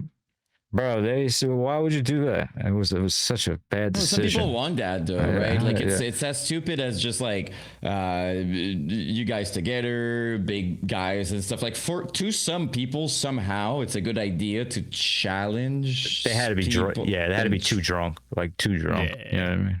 Because look at these guys, we're gonna take the and you're just like, they called us some slurs. Yeah, they said some slurs. Yeah. And then we were like, all right, well, we're gonna have to go outside and beat the shit out of you now. And then Molotov pulled up as we were leaving, and we're like, "Yo, get out of here, bro! We just beat the shit out of these kids. We gotta go." Find somewhere else to eat. Yeah. Like, we weren't in a hurry, but look, we're pushing our luck here. Yeah.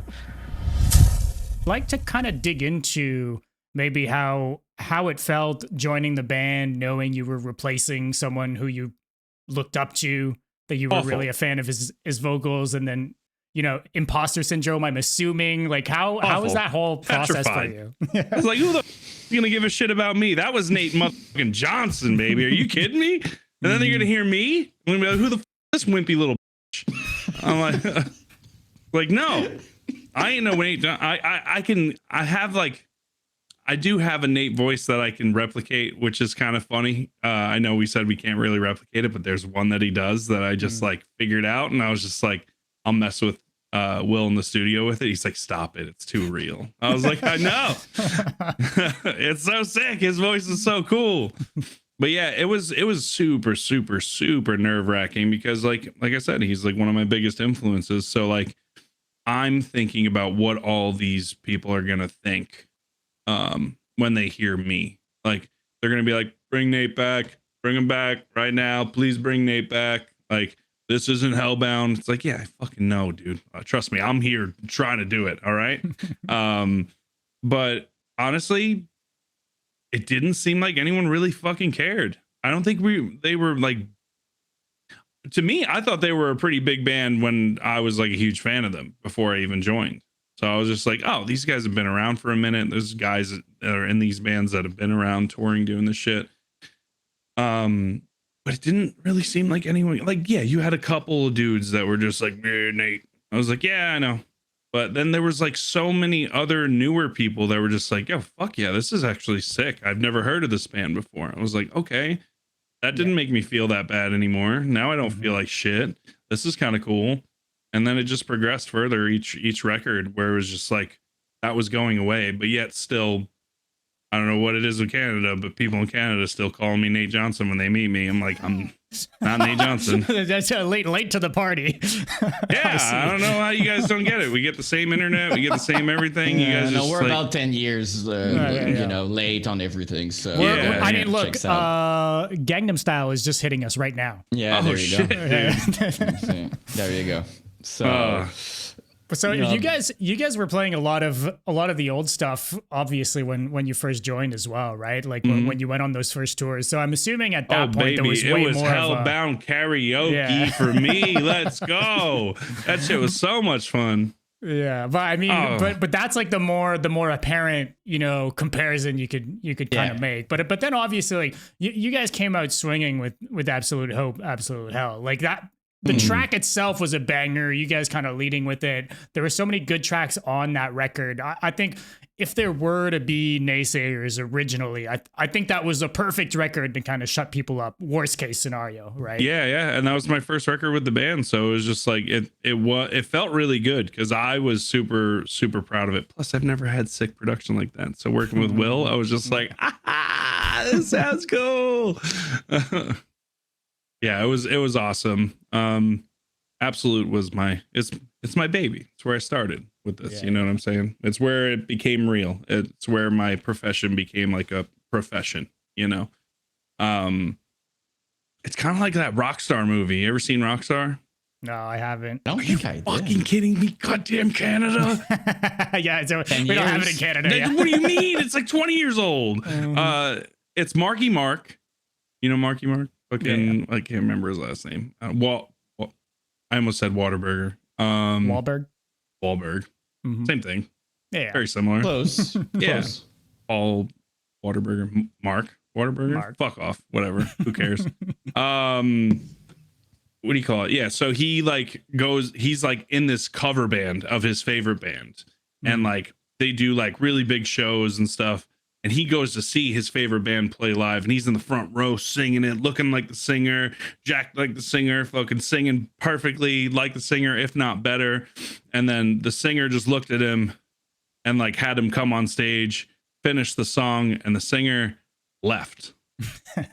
Just left the building. He just quit forever. He like didn't want to be in the band anymore. He's like, I found your perfect replacement, and you guys just got to hear him live. And then he became the singer of that band for the rest of it, and it was insane to watch. Like, that's such a good movie. You guys need to watch that. It's called Rockstar. I want to watch it. Yeah, it's very, very cool. That's how it felt for me joining this band. That's really cool because, like, I'll be honest, we've been doing this podcasting for a while, and it's not something you hear a lot. Usually, especially vocalists, man, especially when you have a new vocal. And I'm sure you heard many stories and you saw it. It was people, you could be the best, like an amazing vocal, and people would still, you know, kind of just. I mean, don't take it. I'm guilty of it too. There's been plenty of times where a new singer will join, and I'm like, all right, fucking, let's go, let's see what you got. And then I listen, and I'm like, it's just not it for me. But like, then you don't see that band really kind of do anything anymore, and it's just like, fuck, like the singer isn't just the band, you know what I'm saying? Like, the music should also be a major part of it, but like when it's so far away from the shit that you fell in love with that original singer, it's very difficult to fall in love with the newer stuff because it's not what you originally liked, you know? And you don't want to find a carbon copy. You want to find something that can progress and like maybe even do it even more justice than what the last singer did. And it's cool. I enjoy seeing new singers joining bands. You know what I'm saying? Yeah, and I feel like we talk about that a lot, but the mentality changed over years, right? Too, like, first of all, everybody was younger. There's no denying that, but I feel like the scene changed quite a lot as well. Now it feels more open than it was back in the days. It was more of a competitive, just kind of who's like the heaviest or the cooler or whatever. So I think that might play a role in it. But I would be curious to know how it was, because we talked about the vocals, but like in terms of joining joined the band, did you feel kind of an instant connection things with the members? Like when you first joined, because I can only imagine it was a bit intimidating on that level as well, being with those guys always and stuff like that. It wasn't that easy in the beginning because it's a lot of personality differences. So it was like everyone has a different personality. Plus, like, I know these guys have been doing it for longer. So like they're just looking at me as like this green, like new guy who like never toured before. Which was and true. It's like, it's very true. And that's why I was like, kind of kept to myself and was just like, didn't want to get in the way. Kind of just did what I'm told, you know. Just trying to find my feet. And then, you know, through a bunch of explosive arguments back and forth, we found the common ground of love between us all, you know, where it's like, all right, we now understand each other. But that's just like any relationship, right? You got to truck through the shit. You got to poke the fucking bear a couple times to find out what you shouldn't do to the bear, you know? So, and I'm not the bear, by the way. I wasn't the bear. I was always the poke everybody to find out what pisses them off so I don't piss off anybody. Mm-hmm. So yeah. it became easier over time for sure. But in the beginning it was super nerve-wracking for me. I felt very out of place because these guys have been doing it and they're like professionals and I don't really know them like that. So it's like I'm just gonna mind my P's and Q's and just like just survive for right now.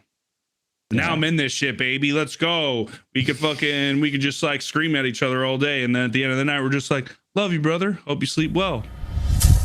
Sleep was a real important thing for me as a vocalist because the first time we went to Europe, 16 shows in, I lost my voice.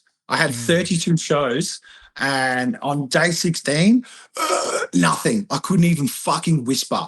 And I remember calling my family back home like, oh, fuck, all this hard work, living a dream. I was so disappointed in myself because this is my instrument, you know what I mean? So I basically almost put sticky tape over my mouth, went completely mute for 48 hours. My guitarist sang the show. I moshed, threw people around the room. There's footage of it on YouTube somewhere. It's in Austria on a fucking Wednesday night. We're like, if there's any night to take a night off, it's tonight.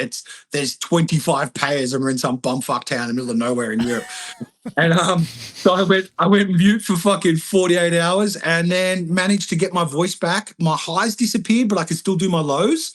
And I managed to finish the tour. Another, I think, 16 shows. But after that, I realized if I don't get 7 to 8 hours sleep a night, I cannot perform.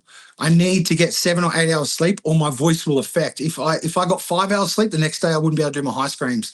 If I got 8 hours, my highs and my lows would be there.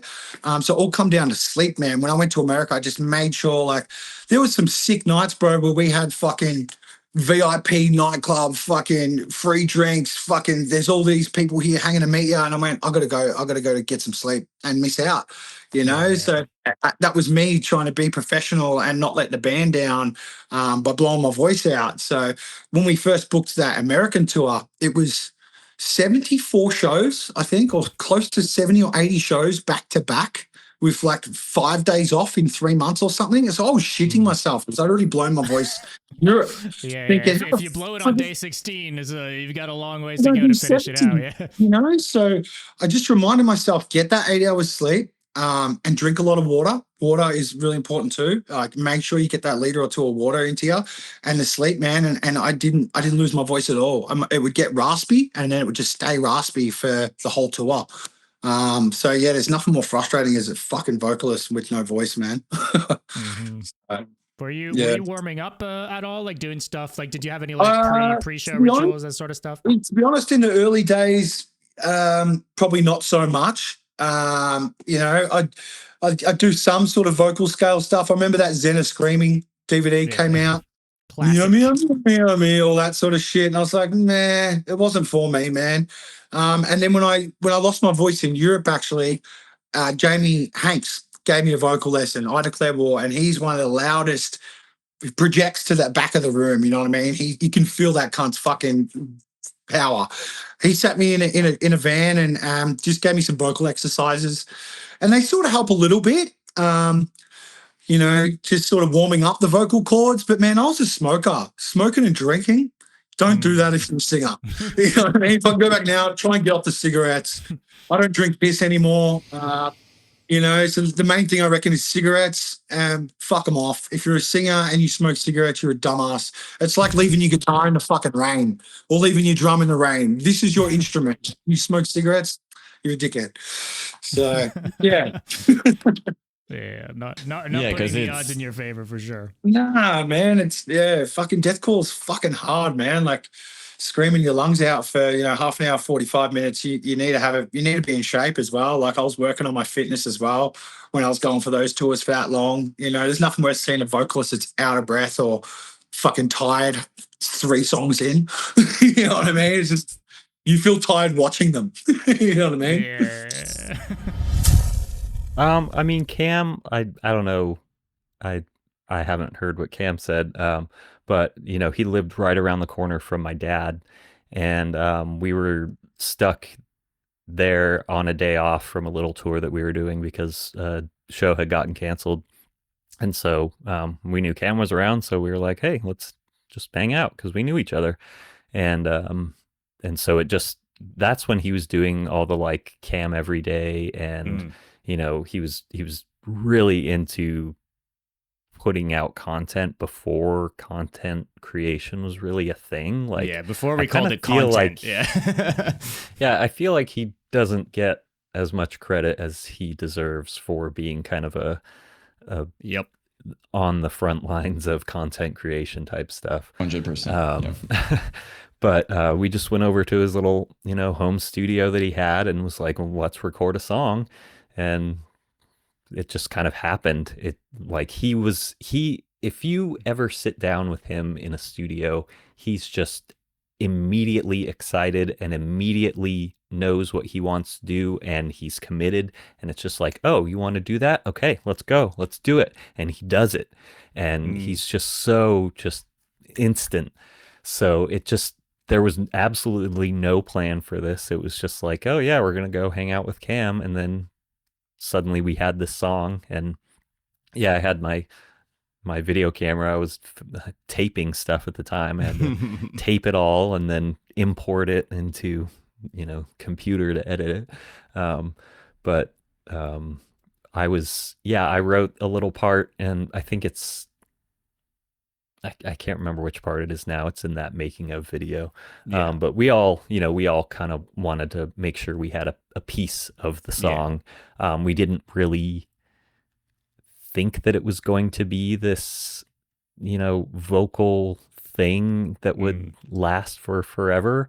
Because I think it's over 2 million views at this point. And that's a re-upload from like way down the line too. Yeah. Right. And he took Kids it down like for a it while. now. And by the way, kids like younger, like people are loving The new it generation now. are about it too. It's crazy. Yeah. and I think the only, like, I didn't mind it being a thing.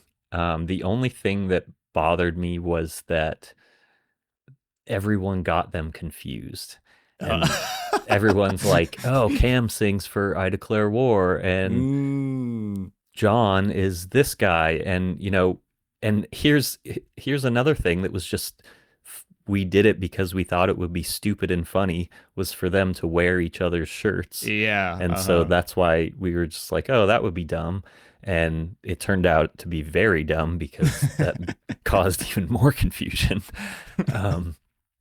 So that being kind of a thing where people would, ask us about Cam being in the band, and it's like, no, Cam is not in the band. Cam is figuring the goddess, and it's so that was the most tiring part for me, I guess.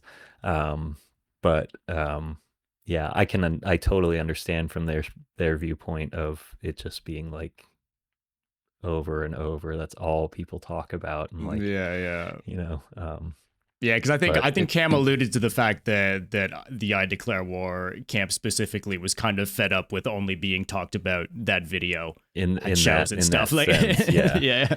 And the funniest thing too is like Cam was wearing that shirt that says, "If it ain't broke, blast beat the fuck out of it," and like as if the things that we made, as if the things that were confusing enough. we had the logo printed on it in black on a black shirt because that was a thing at some point that we thought was cool. So you can't even read the logo on his shirt anyway. So it was just like the series of missteps and missteps that I guess we kind of got what we deserved with the whole singer confusion. The other factor, I think, is that now we see collaboration, a lot of feature stuff like that. Back in the days, to have those two vocalists together on something as over the top as it was, dare I say, was a first. You know, we're talking about Cam not having enough credit, but to you guys, to your idea, even if it was for fun, for the scene, for people in general, everybody was just like, what is happening? It was a new thing. We'd never seen that. And those vocals as well, to their credit, like, what was that? Like, I remember thinking, what? You can do that vocally? So I think there was a lot, you say there's a lot of misstep, but I'm also seeing a lot of, just to back it up, like there's a lot of innovation through it that made it special, I think. I just wanted to. I appreciate that. It's always hard to look at things outside of your own lens. And so hearing that perspective on it is very interesting. You know, but again, it was something similar to the Christmas songs where it was just like, oh, we're just going to throw this up online for a little while. And, you know, I don't think we understood the permanence of the internet at that point. Because things were just there, and then we would change the song on MySpace, and that's what it was. And, you know, and we didn't really realize that, you know, here we would be 15 years later still talking about it. Who would have thought, though? To be Look, fair, we didn't think so either. To be fair, Yeah, man. I can't believe I'm about to reveal this whole story, but this one part in French was actually gonna be a meme part in English, and basically the way Eric wrote that, because he wrote the instrumental for Death Reflection. The instrumental at this part was like a fake pop punk part, and it was supposed to be, what the fuck are these guys doing? And Dave like recorded a singing, like clean singing chorus, and then it would like blur and go back to the breakdown and like, oh, never mind, it's a joke, we're never gonna do clean singing, and it was honestly hilarious. But there was a whole debate about we're not keeping this in the original song. And so I had only 30 minutes to try to come up with it, to like convince the band to not go with this meme part. And back at this moment, there was like an actor that I worked with on a short movie. He was spamming me on Instagram, and I blocked him. And I was just like, I met you once, I don't want to talk to you. Like, and that was basically how. I'm sorry. I fucking love this. It was so stupid. Like I ended up like using like, that was the thing is I blocked him. I didn't say anything because I didn't want to insult him or be mean, but in my head I was just like, tu vas arrêter de me casser les couilles. And so I've put it in this part. It was just like me trying to just put a vocal pattern, not even lyrics, just a vocal pattern of like, hey, this is what I come up with. I can change the lyrics, but they just found, oh, in French, it actually sounds so good. Like it sounds so aggressive. I was like, okay. And then they were like, what are you talking about? I was like, oh, it's just this guy, like he can't stop sending me messages. And I'm just like, I can't keep up with him. I blocked him on Facebook. Now he's talking me to Instagram. So I blocked him on Instagram, and now he's trying to message me here. And it's so annoying. And so they were like, oh, it's actually funny, let's keep that. And it just became like an inside joke. But honestly, I hate that we kept this part like that. But I think in the context of this whole thing, like it was just so funny. And so we kept it, but it's so stupid. As the All Shall Perish thing is kind of fizzling off because they wind up switching out all the members and all that, I get a message from Last 10 being like, hey, we need a singer again on this Carnifex tour. Now it's like, it's after Soulless Hymns has been out, so I think it's 2015 at this point. Yeah. And I tell them, yeah. I'm like, let's go. Hell yeah. I won't hang my underwear in that spot again. And like Wyatt left, and he was like, I don't care where you put it though. He's like, I'm not going on the tour. My father's really sick, so I can't go. And I was like, oh, I'm sorry. Okay. So I go on the tour. While I'm on the tour, a word breaks out unofficially, and then winds up being officially that Storm has left the band. I would tell that story, but it involves someone's family, and I respect that, and I won't bring that up.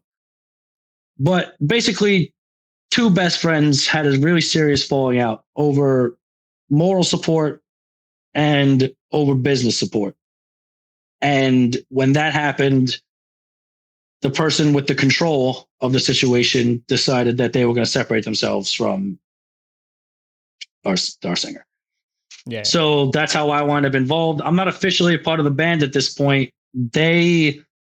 Because again, Anthony and Christian are like, oh my God, bro, this guy is an animal. Like, you know what I mean? If we put him in this band, it's going to be so annoying. Like, he's out of his mind. And then they were just hating on my voice too. But I don't know about full time. Yeah. Yeah. But they were also hating on my voice just to start. So they did an audition.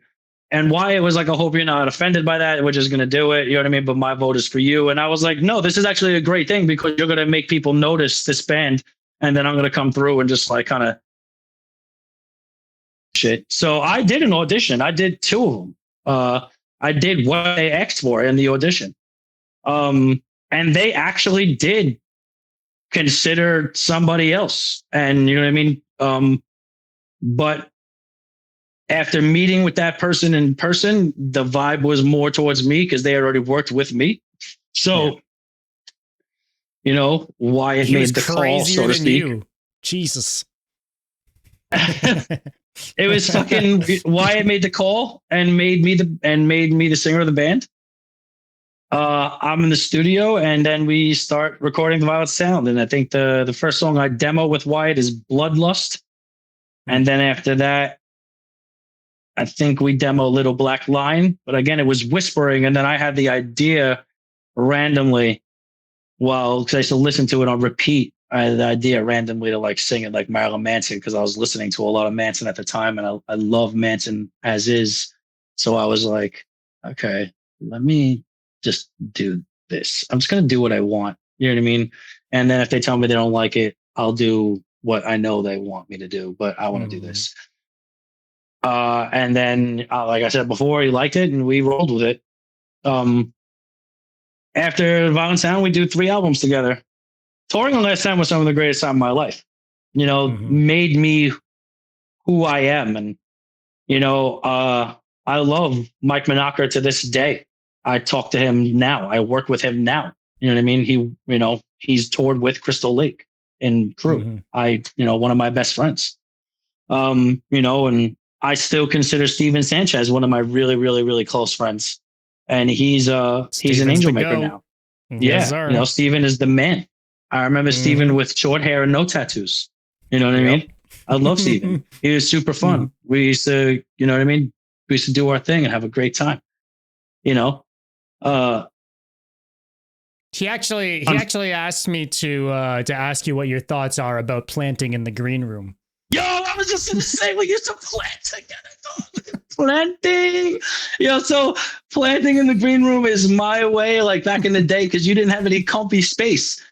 Like, so when you got into a green room, you wanted to feel comfortable. So like I rolled deep when I was in the van. I had all sorts of stuff. I had a table and a chair and a rug and a rack for my clothes and a fan and a little pad for my table, for my dab rig and slippers. You know what I mean? And like all sorts of shit to chill. And I used to take the furniture with Steven in the green room. We used to move it around and people used to be, what you doing? And I'm be like, I'm playing, you know, like plant. This just became like planting, like, and we used to just like plant in a place and it used to be hours. Like you'd come into a green room. I would have rearranged it so that I was more comfortable, you know? And again, I would take my shoes off and like be in the slippers on my rug. Like I had like a little space that was mine, you know? And you made yourself at home, literally. Yeah. I did the same thing in the van. I made a little bed for myself. I had like a fur blanket and everything. I was luxurious in that motherfucker. It was sick. Van life was comfortable for me. I made it work for sure. I had a lot of fun with Steven. I had a lot of fun with Mike. I didn't have a lot of fun with Wyatt. Mm-hmm. We're just not friends.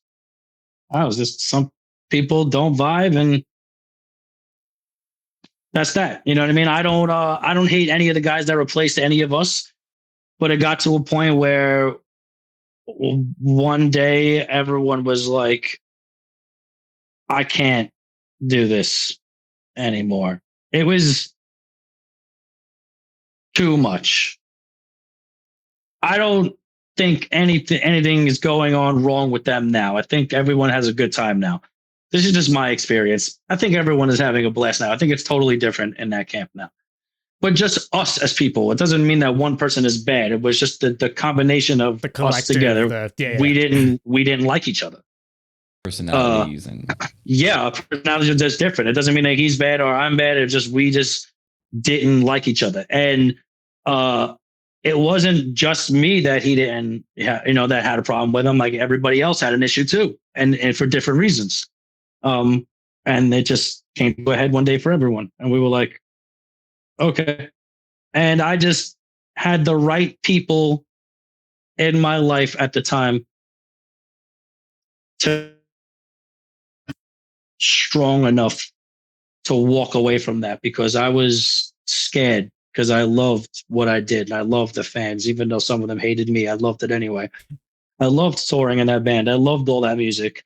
I didn't leave that band because I hated anything that was going on with them. You know what I mean? Musically, I just I needed peace. That was my specific reason. So, yeah, because you guys were doing some pretty crazy touring near the end of your time. Yeah, at the end it was really kicking. Born of Osiris, you guys were doing big tours. Yeah, it was really kicking at the end. This one right here is with Black Dahlia above me. That's this was doing it. And, sometimes you got to be more important. You know what I mean? And I believed in myself. And luckily the people around me made me feel like you could do it. You know what I mean? Like, you're not tied to this. You can do it. It's not the end. It's not like, I get it though. There's a sense of you're currently doing the biggest things you've done in music. Yeah. It's a hard thing to step away from, right? I knew that it meant going home. But that was great. I know I talked a lot about being obsessed with music and how obsession is what gets it done. Leaving Last 10 made me learn so much about who am I really? You know what I mean? There's me on stage, and then there's me on tour, and then there's me in between tour. But which one of those is me? You know what I mean? And I'm sitting in my living room one day, and I'm playing with my cat on the floor. And I just realized, kind of just hit me like that. This is me here right now. My cat in my house on my couch, watching TV, relaxing. This is John. What I do with my band is what I do for work. That's a switch that I flip to make money. And even though I let the real animal out on stage, I'm not that person all the time. And I was living in that person. I was the angry fuck constantly. That's where hate church and all that becomes too much of my personality. You know what I mean? And you're living as this idea constantly, because you're constantly trying to add to it. You have to bring it home to think about it, to bring it back. So I just kind of snapped out of it and was I want to care about me. I want to focus on me. I looked at the people that I looked up to, and I tried to focus on things that made me happy. And I was actually thinking about maybe I'm not going to be a singer anymore. And all of a sudden 8 months roll around, and now it's September or October, and randomly Crystal Lake needs a singer. look, we got a pig squeal on national television. We got snare bombs, you know, which we have you to thank for, I'm sure. So how much red tape? How was that whole experience for you? It was more so red tape with dealing with different unions on the movie sets or like the TV sets in general, because they're very strict. Like they had to get special permission for me to be able to mix at the live show. Like our lighting person, Taylor, was not able to do lights whatsoever. Like they just wouldn't let her touch the board. But in terms of red tape, they were pretty lenient, you know. They didn't really say anything about swearing, just because it was taped and then mixed post recording. But yeah, it was relatively stress free. So is there like a huge difference in the mix, you know, that we heard on TV versus the mix that we like? Who mixes that for TV afterwards? Just like that, because that it goes back to the conversation we just had, right? Like someone who doesn't understand the thing might make it sound weird, but it sounded great on TV for what it's worth. Well, so that was a really interesting thing. So they have a full studio, like recording studio in the Kimmel Studios. And there's a man there who's an extremely talented mixing engineer, but to his credit was probably a little thrown off with the style of Knocked Loose, because they're a tough band to mix if you don't know what's going on. So as soon as the show was done, he started mixing it, and the band or somebody came in to listen to it and went, So me and my monitor engineer, Sean Harvey, extremely talented and wonderful guy, we got called up into the studio, and me and him, more so him, we basically told the guy, okay, let's bring this down. Let's try EQing this a certain way. Let's add a snare bomb. Let's, you know, for the squeal, let's bump that squeal up just for that part. And just really kind of helped him balance out the mix. It was pretty rough when we went into the studio initially, but it came out great, man. You know, and the guy was so easy to work with too. That's why I'm not trying to say like he did a bad job, because he didn't whatsoever. He was just very out of his element. But it was a really cool experience, man. Jordan Fish from Bring Me the Horizon was also there mixing it with us too, because he's Poppy's. Yeah, dude, it's insane. Just being in a room with him in general was pretty crazy.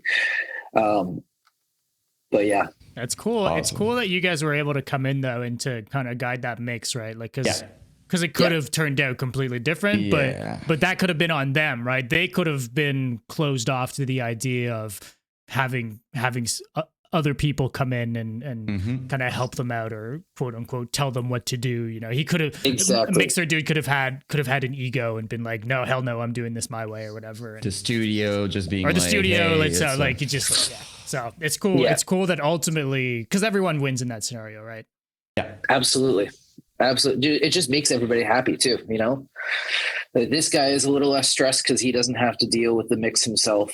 We're a little less stressed because we're putting out a product that sounds great and the band's happy with. And it's just, yeah, dude. I haven't dealt with a lot of really big egos since I've been out. It's everybody who is at the level that they're doing this crazy big shit is more or less extremely humble, which is really awesome to see. That's what I was going to mention. The real egos are in the shitty fucking dive bars and those small ass. That's the reality. Unfortunately, it's crazy how that works. It's insane, man. I've mixed bigger egos in cover bands than I have in fucking Grammy nominated bands. You know what I mean? Like people need to get themselves in check a little bit. The local heroes. Yeah. It's funny if it's coming back to me now.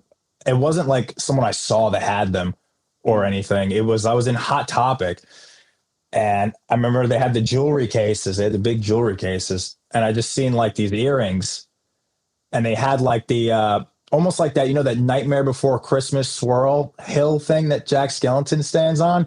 There were these earrings in the jewelry case with that swirl on them, and they looked like large. I was like, how do you put those in your ear? And I was like, I need to get them. I bought them, and I didn't know how they were going to go in my ear. And I come back another time and they have the tapers and shit like that. So I just started buying all the shit to, you know, slowly stretch my way up to those Jack Skellington earrings that I had. And I must have been 10 or 11. Yeah, and they were chill with selling you all that shit at 10 or 11? Yeah, they were fine with it. You know, they're not asking, you know.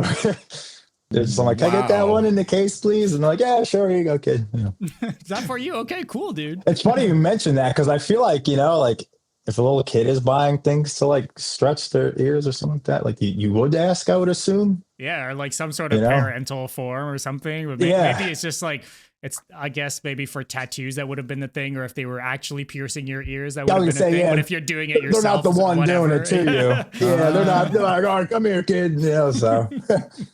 Wait, so did you pierce them yourself? No, I got them pierced. My ears pierced when I was like 6 or 7 because 50 Cent had them and I needed to have my ears pierced. I was like, yeah, I need earrings like 50 Cent. So it was a matter of just sticking them in the already existing earrings, you know? Started with a rap influence, ended up differently over time, but pretty interesting. Yeah, and I discovered from stretching them like the whole world of body modification, and I was like super into that for a while. So I would like with anything I do, I would just do all my research, you know, and find a safe and right way to do it and so forth. So like I tried to do it the right way. You know, I didn't want the blowouts, this and that. I had hundreds of piercings too. You name it, I probably had it pierced. So all those I did myself too. It was sticking needles in my face at 14, like crazy. And I had like the plier things and the hollow needles and everything and gloves, keep everything sterile, and pierce my friends on the weekend. It was a big part of my life, the body modification thing for sure. Huge part of my teenage years. Became a passion. Yeah. Yeah, everyone's it was parents hated kind you. of. Yeah, they did, bro. Yeah, they were like, this fucking kid. Yeah. Yep. Oops. Yeah, it's for sure. But I think it's interesting still because like I can only imagine maybe the looks that you had, right? Like in your, I don't know, oh my your town, God, but just like everywhere, all the time. Friends, parents, trying to touch. people in public. Oh, people trying to touch it. Like used to set me over the edge. Like, fuck away from me, please. Can I put my finger through it? I'm like, no, stop. That's so weird, right? Like I never understood that people were so comfortable because you're young, right? Like I was young too when I did it. People are just like, touch. Yep. Oh, what's that? And you're just like, please don't do that. Me. Yeah, I don't know you. You're putting your hand. So I was curious to know if that happened to you, but it happened to me a lot. That was part of the reason why I eventually was like, dude, I'm sick of this. You know, and that's one of the biggest messages I get all the time. What happened to the ears? Where's the ears? What happened to the ears? Blah, blah, blah. And I'm like, dude, I just got so sick of going everywhere and fucking people saying shit to me and looking at me. I mean, it didn't bother me that much, but after years and years of it, like it didn't bother me on a deep level. You know what I mean? Mm-hmm. But I was just like, dude, I just want to get my fucking Chick-fil-A and walk out, please. Like, you know, I just got tired of it. Just got tired of it. Did it hurt? You know what I mean? Like all those questions. Oh, yeah. Like, Did it hurt? The biggest one. Did that hurt? Your parents didn't know about your stretched ears? At first they didn't. Yeah, at first they didn't because I understand the hair argument, but yeah, it was the scene hair. I had the crazy scene hair. And I would hide it underneath there until it started to get obviously like closer to an inch. I'd say it was like you can't hide that, you know. But at first I did hide it. Yeah. Well, you're always putting a hoodie on inside, or a hood on, a hat, keep the hair, avoiding your parents. Yeah, avoiding her. You know, coming home from school, like, all right, mom, what's up? You know, straight to my bedroom. You know, like, yep. He's got the big ass headphones on all the time. It's like, always. That's flashing me back to like just moments of like, what the fuck's that in your ear? Oh, it's nothing. You know, like shit like that. Like I did hide it. Yeah. Technically, it's true. You say it's nothing. It's a hole, so technically, it's nothing. Yeah, it's nothing. There was a lot of people, like on that Metal Sucks page too. Like, what kind of parent would allow this? Blah blah blah. His parents must be fucked up. Like, dude, they had nothing to do with it. That was just me being a asshole kid. You know, they had nothing to do with it. They did have a say ultimately, but I kept doing it. Like I was the problem. I was like, you can't tell me what to do. I'm going to keep stretching them. When they did find out, you know, I'm sorry, mom and dad, for all the shit I put y'all through. It was me, dude. I was the problem. All those comments, it was not them. It was not them. Were they happy when got rid of the gauges? Oh, towards the end of it, it was like the same deal. Like I just they were so big. Obviously, I would just wrap them around the top of the ear, and I got sick of people bothering me, so I just took them out and I wrapped them around. I remember the day came finally. My dad said to me, he's like, you know, we had like a plastic surgeon or whatever that my family go to. He's like, why don't I take you to him? And we just fucking get rid of him. I'll take care of it. I'll pay for it. This and that. I was like, okay, sure. Yeah. Like I've already been out for a year, just wrapped around my head. Let's do it. You know? So that day came and I got surgery, you know, and they're gone now. Sure, they didn't mind paying for it. They're like, we're taking care of it. All good. I think it was Homeboy's first time doing a surgery like that too. And it was like a family discount. So it was like, right. Yeah, like let's just do it. Everybody was winning in that scenario. Yeah, everyone was winning. Yeah, and I was like, sweet, like I'm finally gonna get them gone. I was excited for it. You know, just had my ears folded around the top of my ear all the time. It was getting like ridiculous. There was many other reasons. Yeah, the surgeon's got the. Oh yeah, it's probably like it must have been just annoying. Almost 3 inches. I got to take them out. I'm trying to get them in the next morning because they shrunk a little bit. I was like, dude, over this. Yeah. Yeah. The surgeon was adding to his portfolio. Your dad was getting a discount. That's what it was. He was stoked to have that. Your ears. So everyone was happy. Everyone won. Yep. Yeah. So we got to talk about Siding to Victory a little bit. You say you mentioned it kind of all happened fast, but you guys did one of those showcases, right? Yeah. Yeah, it was weird. Oh my god! I'd love to hear from showcase the thing where but I want to hear from him. I want to tell us the story because you guys just went there for that, right? There wasn't like it wasn't routing shows to there. You guys just drove down and did that and drove back, right? Can you kind of walk us through that whole thing? Yeah. So when we put the video out, we were all joking in the band room, like, what label is going to sign us or what's going to happen? And somebody said Victory. And I was like, no way. And we ended up getting that email like after 2 weeks of the video being out. It was from Victory themselves. But it was because the Bunny the Bear, the bunny, he saw our video and he liked it. And so he showed Victory and they reached out. They told us, you know, come play a showcase, come perform in front of us. So we got our money together and we rented a van and a U-Haul and we drove from Corpus all the way to Chicago. It's like 20 hours. It's tough. And we got to this big building and loaded up in an elevator. It was like a just giant elevator that you could put equipment in, like a whole drum set and stuff. And we took it to like the 4th floor and it was this big soundproof room with a stage. We set up, and then about 20 executives walked in. They didn't even look like they listened to metal, and some of them were in ties, like they were dressed very formal. It was really weird. And we just played this really spastic grindcore set, this like 5-6 song set that was kind of sloppy and chaotic, but I tried my hardest because that was like the test, you know. Yeah, there's no better test, that's for sure. Yeah. So after we finished, they were just like kind of like speechless, and they just walked out of the room, single file line. They just all walked out, they didn't say anything. Yeah, it was so weird. So man. You're done. They look at you, stand up, and they leave. And then the last guy had this sly smile. He was the guy that signed us, Double J. He was like, hey, we'll be in contact with you guys. See you later. And we didn't know whether we got signed or not. So we went all the way back home to Texas, 20 hours. We didn't hear from them for like a week. And then they called us and they said that they wanted to move forward. So they faxed the contract and we signed it from home and sent it back.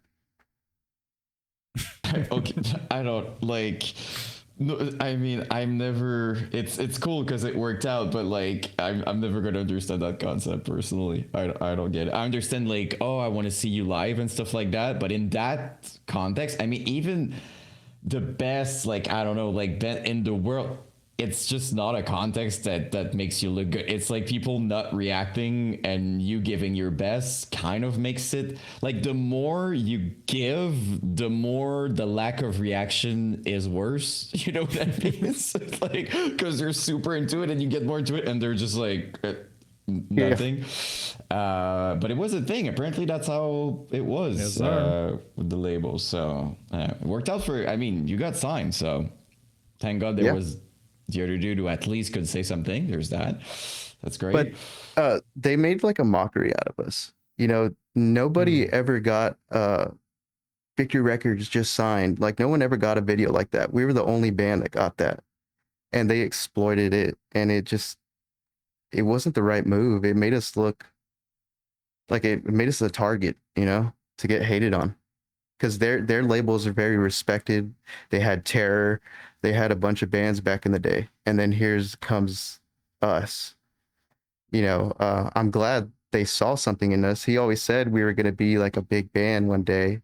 But it just backfired for a while.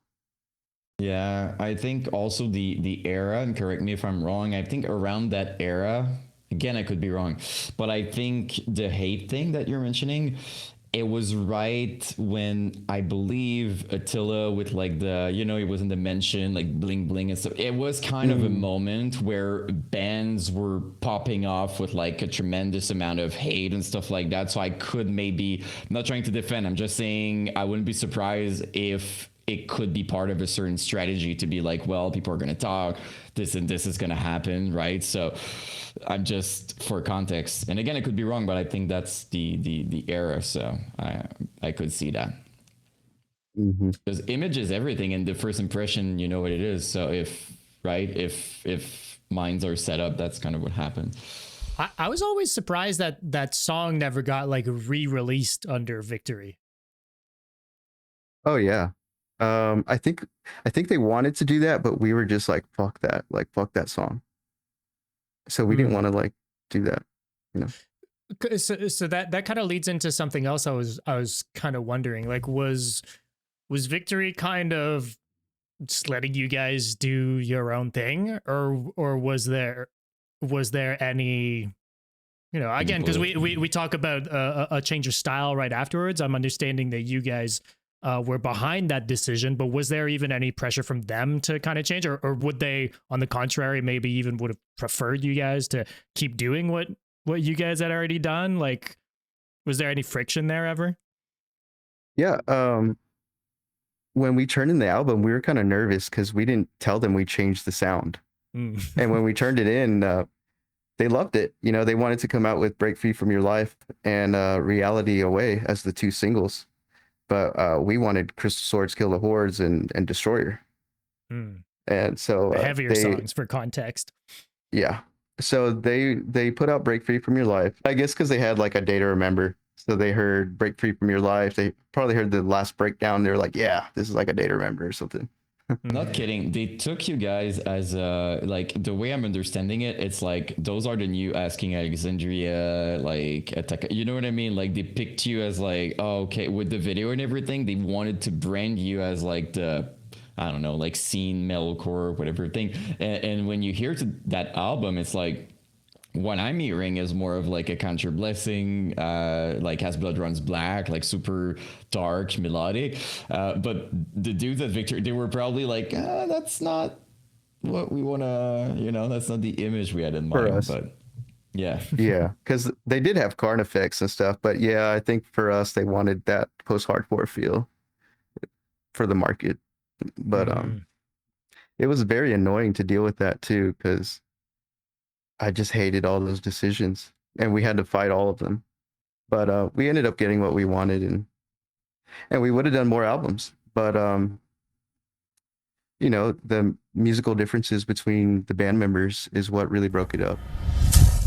You know, playing shows and going on the road, I think that was just good fun. That wasn't like, okay, we're actually doing this. It's just, we're just grateful to be out there and to play for folks and to meet folks and all that. But there were a couple moments for sure that felt like, oh, this may be a thing. And that was when we met with, started meeting with record labels.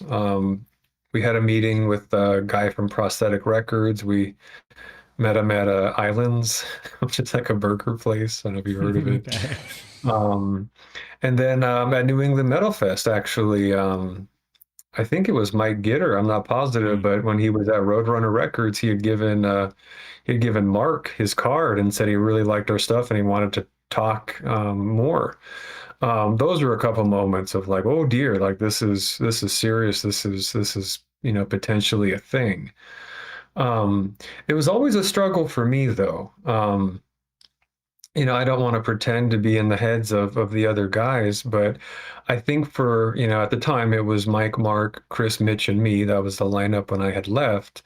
I got the sense that they were experiencing unrestricted, unrelenting excitement and enthusiasm for where we were going, which is wonderful. And I'm so glad that, they were able to experience that.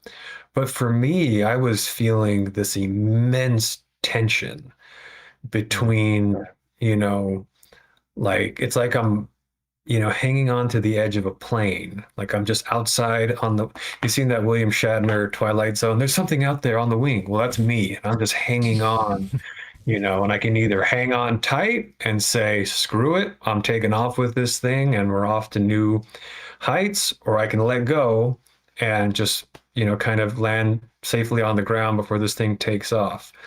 I held on for as long as I could and then let go like as we were ascending, and then I like did that on the ground. It was not a pleasant exit, and that's entirely my fault. I've lived by myself, or not by myself, but on my own since I was 15. I've had a job since I was 15. If you look at my resume, you're not going to see any gaps for Suicide Silence. I kept working through all of it. I would take time off. I would take a week off or 2 weeks off to go do a tour, take weekends off for a little 3-day run. But there was never a time that I wasn't employed from when I was 15 on. And it's simply because it's been, work or die. I really, from a young age, had to,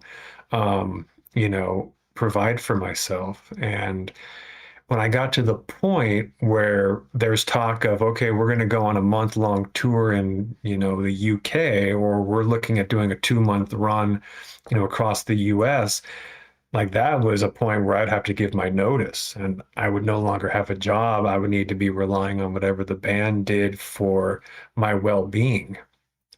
And that was a really, really tricky proposition because, in capitalism, you can get exploited enough to where you have the means of subsistence, right? In music, the band thing, that operates kind of in its own little universe, and you have no idea what's going to happen. Yeah. It's not a sure bet, in terms of whether or not you're going to be economically satisfied. It's Specifically in deathcore also, just to precise, it's not, you know what I mean? Like, it's not well, the there place. were no examples yet, so there's that, right? No, yeah. So, I mean, in metal in general, right, it's stable isn't a word I would use in terms of if we're talking financially. At one point, I had a plan for the guys. I said, guys, look here, if we want to make money, what we should be doing is these marching band gigs at state fairs. We could be providing the background music for when the pig gets the blue ribbon. Like, that's the way to go. We should just do this really square stuff. We'll get these John Philip Sousa, licks down. But nobody liked that idea. But no, I mean, again, you get passionate about what it is you're doing. You're asking a lot of a human being to say, balance your passion with reason. And when you mix the two, first and foremost, you can feel yourself becoming disingenuous. You can feel yourself sort of becoming distance from what your true self even means. But then also externally to the folks who are hearing and seeing the stuff you're putting out, it becomes very obvious that you are now, doing things that are in direct contradiction to who you really are for the sake of making money. And yeah, I think most people know that and they get that, but At some point, if you're a musician, I can't fault anybody from realizing this is my breadbasket. I have to make decisions now that may be counterintuitive to who I am as a person or what I'm into. You know, I don't know, but yeah. No, and I really hope like it won't be rude or anything, but do you think the fact, because you mentioned feeling like maybe you have reached like a limit in terms of talent and potential, like as a drummer maybe in the band, do you feel like that was maybe a part of just like, okay, you're at this crossroad where I need to make a decision and stuff like that, and maybe the fact that maybe you doubt yourself in terms of what you can do and on the drum directly, do you think it was also like a part of that, or it was mostly because like, listen, I have to work and I'm not doing this band thing? Do you think it would have been different maybe if you would have been super confident in your capacity as a drummer? Yeah, that's a really. I hope I'm not rude with that question, by the way. I really hope it doesn't come across. Oh my God, no, not even. No, not at all. That's actually an excellent question. A hard one, a really hard question. I've never thought about that. Like if I, just for the sake of argument, if I was like, you know, Derek Roddy level, you know, and we were in this band and talent wasn't a question. Like my feet could fly and I could do these crazy blasts and I could gravity blast and all that fun stuff. How would that factor into my decision making? God, you know, it's all a bit of a paradox. You know, it's all what if. But I don't think that would have had the, you know, for me personally. For the guys, because my exit was, you know, a couple different things. It was me allowing and you know, fostering a bad outcome. But the team, the guys, they really were looking for somebody with greater talent for sure. But if talent wasn't an issue, I think I still would have been on the way out, just given where I was in life and what it was that I valued most. Yeah, it felt right, basically. It felt right. I mean, like it felt like it was time, basically, for you to. Well, no, not at all. No, it was a train wreck of an exit. yeah. Like it was not graceful. It was not, guys. That was a bad. Okay, break. at that point, you're not in acceptance. It's just like it's happening, basically. It's not. You're not at the stage of just accepting. You're just like, oh my God, what is happening, type thing. Oh yeah, absolutely. Okay. No, Okay. it was bad. It was a bad breakup. I was in denial. And I think the guys, they did what they could to usher me out, but I was very much stubborn about wanting to still be in the band. But I was having them make a lot of concessions for me over what it was that I was valuing, and that wasn't fair. You know, there were different roles that were played, and it's really, really hard, like I said earlier, when you're involved in a project that involves some of your closest friends that you've had for such a long time, and it's coming to an end, and nobody really seems to have the upper hand when it comes to maturity or foresight. Ooh, that's very, very difficult, especially when, you know, there's so much excitement in the air and there's a lot happening and a lot changing. But yeah, to this day, opportunities and stuff, right? There's like a bunch of stuff being thrown, you know, when you say then there's concessions and stuff, you're like, you know, like, because to your point too, like you're kind of alluding to earlier, like they went off to Europe like a couple months later and were like full US touring, like pretty much as soon as you were out, right? Oh yeah, no, they were ready to go. They took off, and so many opportunities were coming in. Like I mentioned, Jerry Clubb, he knew what he was doing, and he did a great job of putting them in a position to take advantage of all these opportunities that were coming up. And yeah, the opportunities, the excitement, it's really crazy. We're like, as a young man, you're listening to Slipknot, and, you know, just a few years later, you're in this band, and the guy who works for the record label that has Slipknot on there is wanting to talk to you. That's crazy. That's crazy. As a late teen, early 20-year-old, that's too much. None of us, you know, I'll speak for myself. I wasn't prepared for that. You know, nobody gave me a book. I only started going to therapy 2 years ago. Like, that's 18 years later. 20 years too late, you know? God bless my therapist's heart. I wish he was around back then. Your official Deathcore Band of the Year goes to haters will say it's rigged, but I swear We have the proof. we have the proof. We will release the documents if we have to. Psycho Frame is your deathcore band of the year. Let's fucking go, dude. Oh, yes. This is so sick, dude. If you made it to the end of this episode, thank you for watching. And hey, while you're here, hit that subscribe or follow button and a review. If you're watching or listening on a podcast platform, it would mean the world and it helps out more than you know. A big thank you as well to all of our supporters over on Patreon and on Twitch. New episodes every week, links to our Patreon, Discord, and socials in the description. We'll see you soon. We're out.